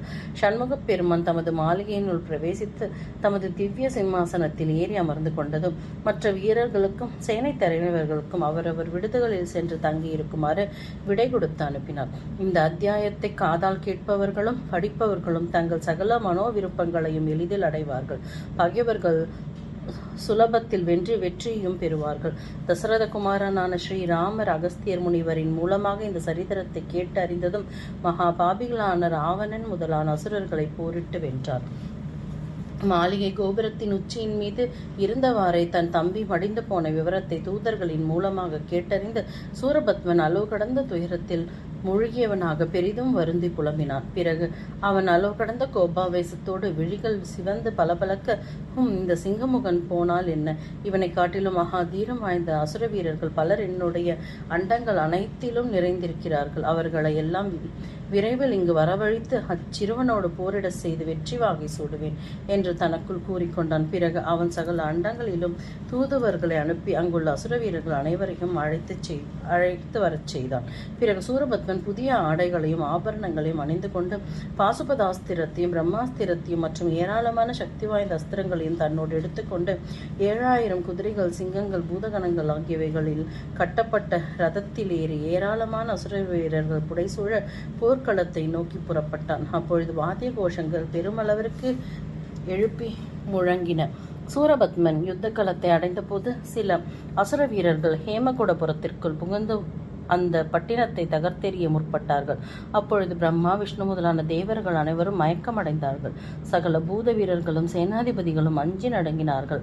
அதனால் அவர்கள் அனைவரும் தேவசேனாதிபதியான சண்முகப் பெருமானிடம் விரைந்து வந்து, தேவரக்ஷகனே, சூரபத்மனுடைய சேனா வீரர்கள் பலர் தங்களுடைய நகரத்தினில் புகுந்து அதை சின்னாபின்னப்படுத்துகிறார்கள். மேலும் சூரனும் யுத்த களத்தை நோக்கி புறப்பட்டு விட்டான். ஆகையால் அந்த சூரனை விரைவில் வதம் செய்து எங்களை எல்லாம் காத்துருள வேண்டியது தங்கள் கடமையாகும் என்று கூறி முறையிட்டார்கள். உடனே கருணாமூர்த்தியான கந்த பெருமான் தம் ரதசாரதியை நோக்கி, வாயுதேவனே, நீ இப்பொழுது விரைந்து சென்று எனது ரதத்தை கொண்டு வா என்று உத்தரவிட்டு தம் சிம்மாசனத்தை விட்டு கீழே இறங்கினார்.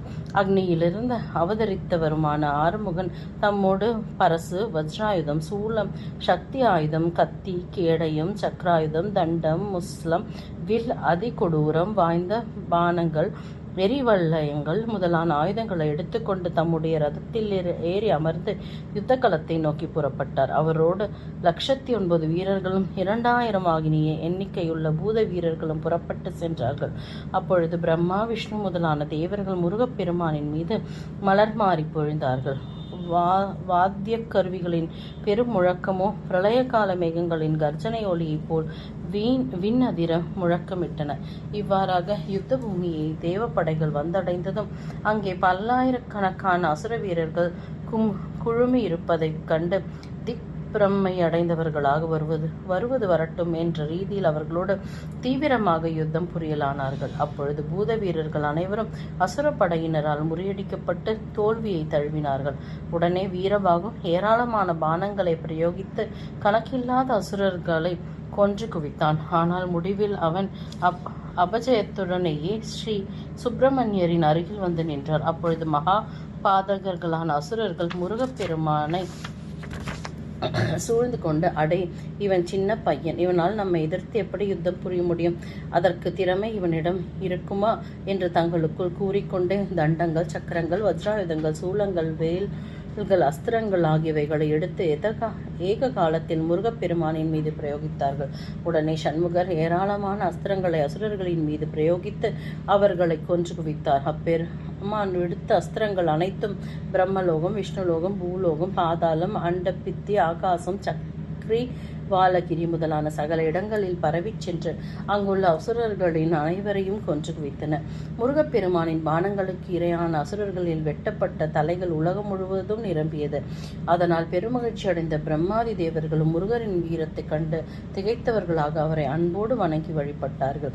அசுர வீரர்கள் அனைவரும் அழிந்தவுடன் முன்பு இடைவெளி இல்லாமல் வெளியே வர முடியாத நிலையில் இருந்த மற்ற அண்டங்களில் இருந்த அசுரர்கள் அனைவரும் இப்பொழுது இந்த அண்டத்திற்கு வந்து சூழ்ந்து நின்றார்கள். அவர்கள் எல்லோரும் சூரபத்மனை கண்டு ஆரவாரம் செய்த வண்ணமே தாங்களாகவே முருகப்பெருமானை முறியடிக்க விரும்பி அசுரராஜனின் ஆசையுடன் ஸ்ரீ சண்முகரை எதிர்த்து யுத்தம் புரிய முனைந்தார்கள்.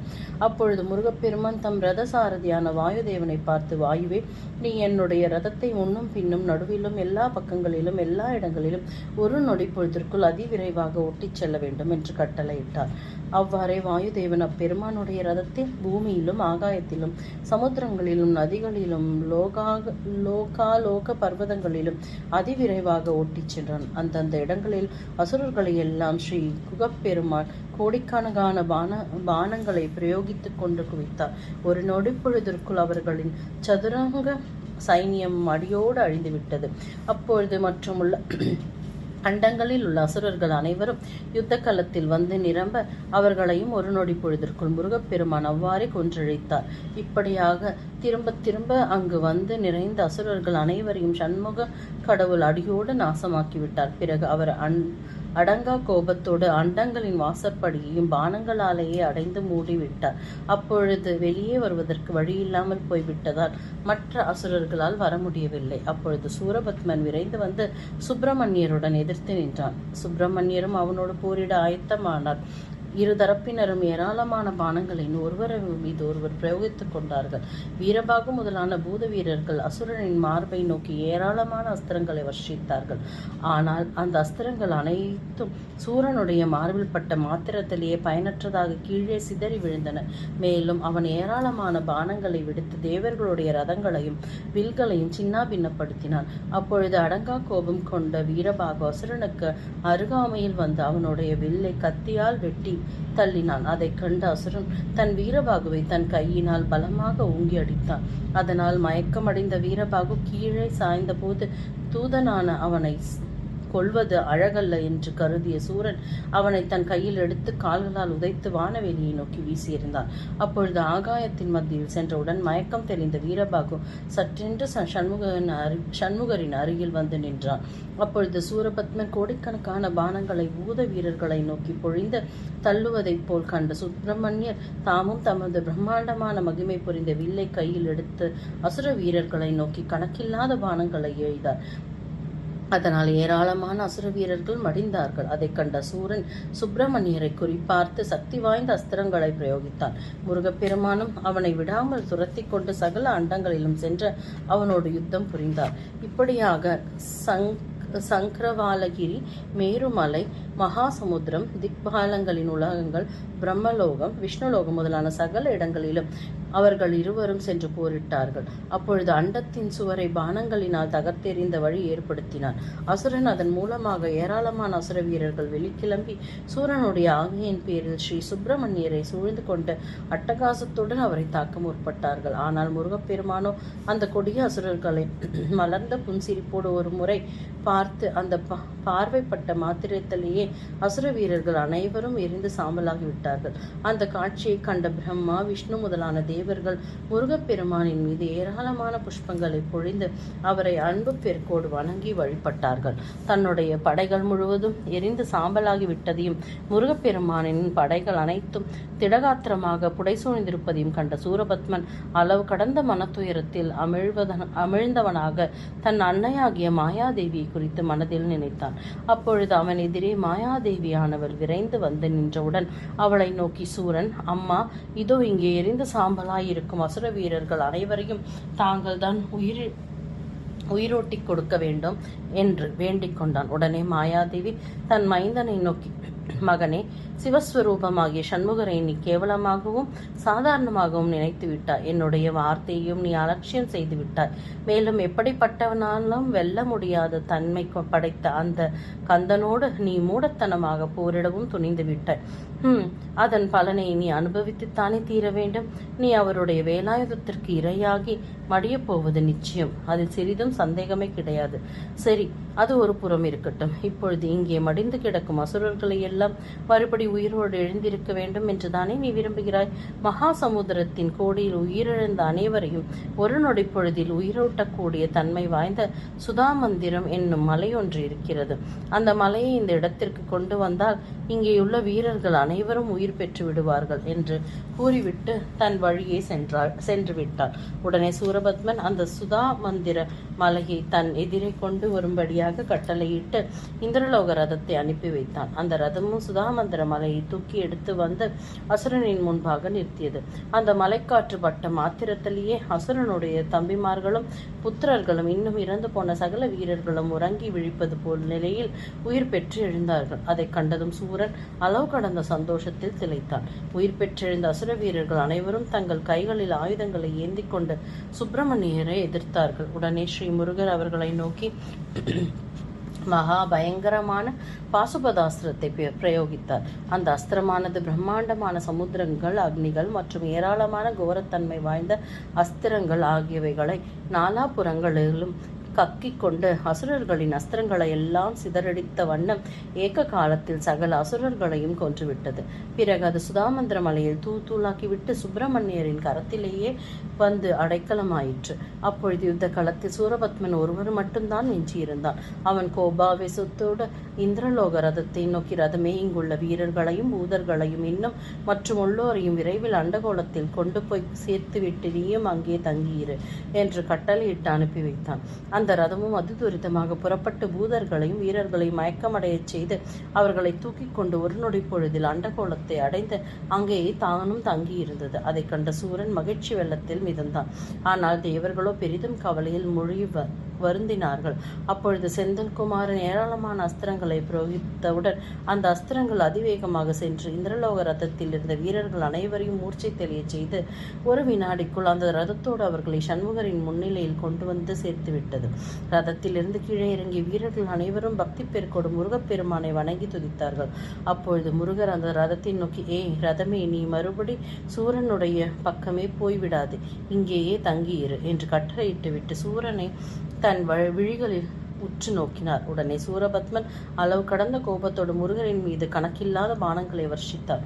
முருகரும் அவர் மீது 1000 பானங்களை பொழிந்து அவனுடைய வில்லையும் துண்டித்தார். உடனே சூரன் அப்பெருமானின் மீது சூலாயுதத்தை பிரயோகித்தான். அந்த சூலமோ பயங்கரமான அக்னியை, விஷங்கள், வஜ்ராயுதங்கள், கொடூரமான பூதங்கள், மிகப்பெரிய ஆயுதங்கள் முதலான ஏராளமான ஆயுதங்களை சிதறடித்து கொண்டு அதிதுரிதமாக முருகரின் முன்னிலையில் வந்தது. அப்பொழுது அவர் கூர்மையான கோடி பானங்களை அந்த சூலாயுதத்தின் மேல் பொழிந்தார். ஆனால் அந்த சூலம் அவருடைய பானங்களை சிறிதும் மதிக்காமல் அலட்சியமாக இருந்து விட்டது. முருகப்பெருமான் அளவு கடந்த கோபத்தோடு அதன் மேல் மகா பயங்கரமான குலிசாயுதத்தை போட்டார். அந்த குலிசாயுதம் தன் வாயில் சூலாயுதத்தை கவ்விக்கொண்டு வந்து அதை முருகரிடம் ஒப்படைத்தது. பிறகு தானும் அவர் கரத்திலேயே அடைக்கலமாகியது. அதை கண்ட தேவர்கள் அனைவரும் அளவு கடந்த மகிழ்ச்சி அடைந்தார்கள். தயாநிதியே, அந்த கொடிய அசுரனான சூரபத்மனை கொன்று எங்களை எல்லாம் காத்தருள வேண்டும் என்று வேண்டிக் கொண்டார்கள். உடனே முருகப்பெருமான் 2000 பானங்களை அசுரனுடைய சிங்க வாகனத்தின் மீது துரிதமாக பொழிந்து தள்ளி அந்த மிருகத்தை கொன்றார். அப்பொழுது சூரபத்மன் சற்றென்று தன் உருவத்தை ஒரு கோரமான சக்ரி பக்ஷியாக உருமாற்றிக்கொண்டு வானவெளியை நோக்கி உயர பறந்து சென்றான். சக்கரவாக பறவையின் உருவத்தில் சூரபத்மன் தன் அழகில் பூத வீரர்கள், சேனாதிபதிகள் ஆகியவர்களை குத்தி தின்றும், சிலரை இறக்கைகளினால் அடித்தும், சிலரை மயங்கி விழச் செய்தும், சிலரை கோபத்தோடு அலகினால் கொத்தி வானவெளியை நோக்கி விட்டெறிந்தும் சிலரை காலினால் மிதித்து கிழித்து எறிந்தும் அட்டகாசம் செய்தான்.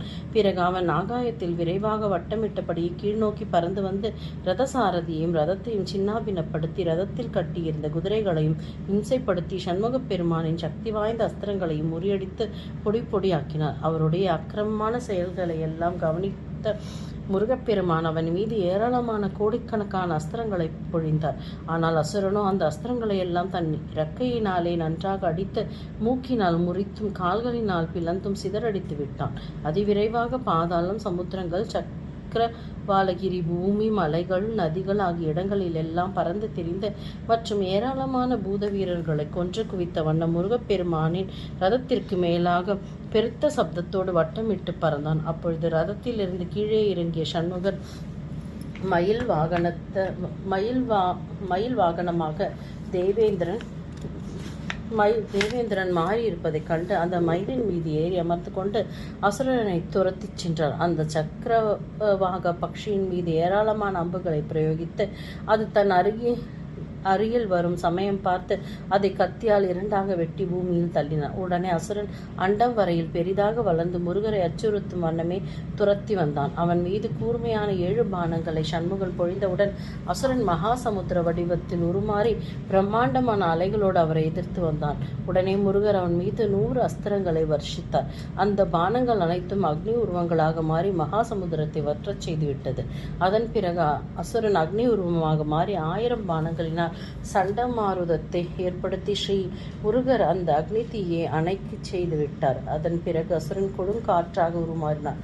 அந்த காற்றின் மீது முருகப்பெருமான் 1,00,000 பானங்களை அந்த பானங்கள் எல்லாம் பெரிய சர்ப்பங்களாக வெளிப்பட்டு அந்த காற்றை விழுங்கி ஏப்பம் விட்டன. இப்படியாக அசுரனுக்கும் தேவசேனாதிபதிக்கும் 4 நாட்கள் வரையிலான பயங்கரமான யுத்தம் நடைபெற்றது. கடைசியில் சூரபத்மன் பிரம்மாதி தேவர்களின் உருவத்தோடு சமுத்திரம், மேகக்கூட்டம், மிருகக்கூட்டம், நட்சத்திர கூட்டம் முதலான உருவங்களோடும் தன் தம்பிகள் முதல்வர்களின் உருவங்களோடும் ஒவ்வொரு இடங்களிலிருந்தும் வெளிப்பட்டு வந்து பூத வீரர்களை பயமுறுத்தி சிதறடித்து ஓடச் செய்தான்.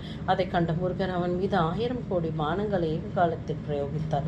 அதனால் சூரனுடைய மற்ற வடிவங்கள் அனைத்தும் நாசமாக்கப்பட்டு அந்த இடத்தில் சூரன் மாத்திரம் தனித்து நின்றான். அப்பொழுது சுப்பிரமணியர் அசுரனை நோக்கி, அசுரனே, நீ எடுத்த பற்பல வடிவங்களை நான் கண்டேன். அதே போல் என்னுடைய வடிவத்தை நீ சற்று பார்க்க வேண்டாமா என்று கூறி விஸ்வரூபத்தில் அவர் முன்னே காட்சியளித்தார். அப்பொழுது பெரிய மலைகள் எல்லாம் அவருடைய பாதத்தின் மத்தியிலும், சமுத்திரங்கள் அவருடைய நுனிக்காலிலும், நட்சத்திரங்கள், மின்னல்கள், நவகிரகங்கள் ஆகியவை எல்லாம் அவருடைய கால் விரல்களிலும் அடங்கியிருந்தன.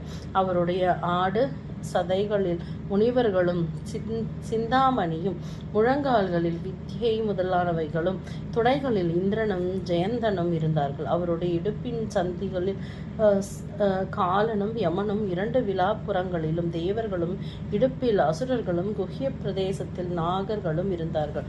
அவருடைய ஆண்மை அங்கத்தில் அமிர்தம் காட்சியளித்தது. தொப்புளில் உலகங்கள் அனைத்தும் உற்பத்தியும், மார்பில் சாஸ்திரங்கள் அனைத்தும் வீற்றிருந்தன. அவரிடம் ஞானம் வீதமாக விளங்கிற்று.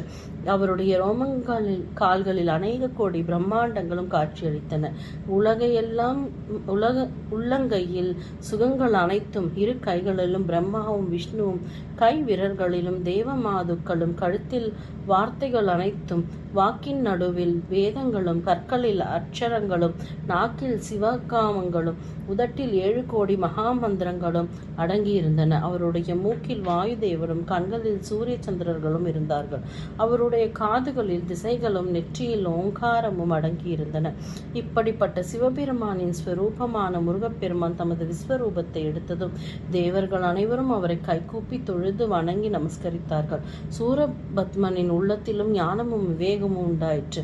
முருகரின் விஸ்வரூப தரிசனத்தை கண்டு பெரிதும் வியந்து மகிழ்ந்த அவன், இப்படிப்பட்ட அசாதாரணமான தேவனை நான் சாதாரண குழந்தை என்று கருதி போரிட வந்து விட்டேனே.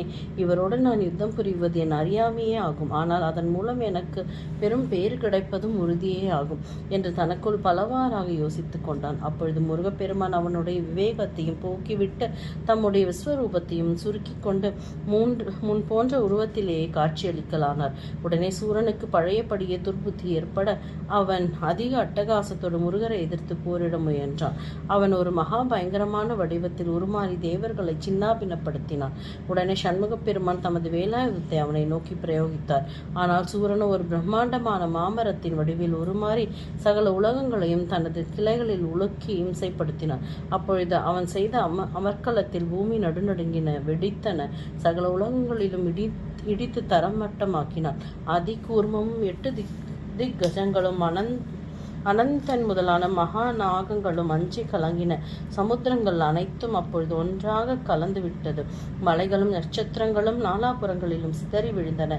சூரிய சந்திரர்களோ தங்களது கிரகங்களுடன் தேரிலிருந்து குதித்திறங்கி பூமியில் நாலாபுறங்களிலும் அஞ்சி ஓடினார்கள். தேவர்கள் சிலர் மேருமலைக்கும் கைலாச மலைக்கும் ஓடிச் சென்று பதுங்கினார்கள். அப்பொழுது சண்முகரின் சக்தி லோகம் கூட இடிந்து கீழே பூமியில் விழுந்து விட்டது. அசுரனுடைய இத்தகைய மாயையை கண்ணுற்ற கந்தனின் வேலாயுதமானது என்று கிளம்பி சென்று மாமரத்தின் வடிவத்தில் இருந்த சூரனை 2 கூறுகளாக்கிவிட்டது. உடனே துராத்மாவான அசுரன் மாமர வடிவில் இருந்து விரைந்து வெளிப்பட்டு கையில் கத்தியோடு சுய வடிவத்தில் காட்சியளித்தான். அப்பொழுது வேலாயுதம் மீண்டும் அசுரனின் சமீபம் சென்று அவனுடைய மார்பை பிளந்து கொண்டு முருகரின் கைகளிலேயே சரண் புகுந்து விட்டது. 2 பாகங்களாக பிளக்கப்பட்ட அசுராத்மான் ஒரு பாகத்தில் மயில் வடிவத்தையும் மற்றொரு பாகத்தில் கோழி வடிவத்தையும் எடுத்துக்கொண்டு புறப்பட்டார். மயில் கோழி வடிவமுள்ள அந்த 2ம் அதிக ஆவேச வெறியோடு குத்தி தோண்டிச் சென்று முருகப்பெருமானை எதிர்த்து போரிட வந்தன. அப்பொழுது தயாநிதியான சண்முகர் அந்த 2 பிராணிகளையும் அன்பு கனிய பார்த்தார். அந்த வினாடியிலேயே அவ்விரண்டும் தங்கள் கர்வம் நீக்கி ஞான அறிவை அடைந்தது. அவை சண்முகப் பெருமானின் சமீபம் வந்து அவரை பக்தி ஸ்ரத்தையோடு வணங்கி நமஸ்கரித்தன. முருகப்பெருமான் அந்த கோழியை நோக்கி, நீ கொடி உருவமாக மாறி என்னுடைய ரதத்தினுள் சென்று தங்கியிரு என்று கூறினார். உடனே கோழியும் அவருடைய ஆங்கைக்கு உட்பட்டு அவருடைய திவ்ய ரதத்தின் மேல் ஏறி உட்கார்ந்து கொண்டு அதிபயங்கரமாக கத்தியது. அதன் பிறகு கந்தபிரான் மயில் உருவத்தில் இருந்த தேவேந்திரனின் மீதிருந்த கீழே இறங்கி வந்து அசுரனால் வடிவமெடுக்கப்பட்ட மயில் மீது ஏறி அமர்ந்து அதை துரிதமாக விரட்டிச் சென்றார். அந்த மயிலோ அவரை சுமந்து கொண்டு பூமி, ஆகாயம், சொர்க்கம் முதலான பல இடங்களுக்கு சென்றது. அப்பொழுது அது செல்லும் வேகத்தினால் சகல சமுத்திரங்களும் கொந்தளித்தன. மேருமலையோ தொப்பின்று கீழே விழுந்தது. பூமி வெடித்து சிதறியது. அக்னி, வாயு முதலான சகல தேவர்களும் அஞ்சி நடுங்கினார்கள். இப்படியாக மயிலின் மீது அமர்ந்த வண்ணம் சகல திக்குகளையும் சுற்றிவிட்டு தேவர்கள், பூதர்கள் முதலானோர் கொழுமி இருக்கும் யுத்தகலத்தை நோக்கி ஸ்ரீ குகப்பெருமான் வேகமாக வந்து சேர்ந்தார். அப்பொழுது அவருடைய கட்டளையின்படியே அக்னியும் தேவேந்திரனும் கோழி, மயில் உருவங்களிலிருந்து விடுபட்டு சுய வடிவத்தில் திகழ்ந்தார்கள். பிரம்மா, விஷ்ணு முதலான தேவர்களும் பூதர்களும் வீரர்களும் படைத்தலைவர்களும் அனைவரும் சர்வேஸ்வரனான முருகப்பெருமானை மகிழ்ச்சி பெருக்கோடு வணங்கி நமஸ்கரித்து தோத்திரம் செய்தார்கள். அக்னியிலிருந்து அவதரித்தவராகி கந்த பெருமான் தம்மை வணங்கி நிற்பவர்களை அன்பு பொங்க பார்த்து அருள்மழையை பொழிந்தார். சூரபத்மனின் மனைவியாகிய பத்ம கோமலை தன் கணவன் மடிந்து போன விஷயத்தை கேட்ட மாத்திரத்திலேயே தன் உயிரை மாய்த்து கொண்டு விட்டார்.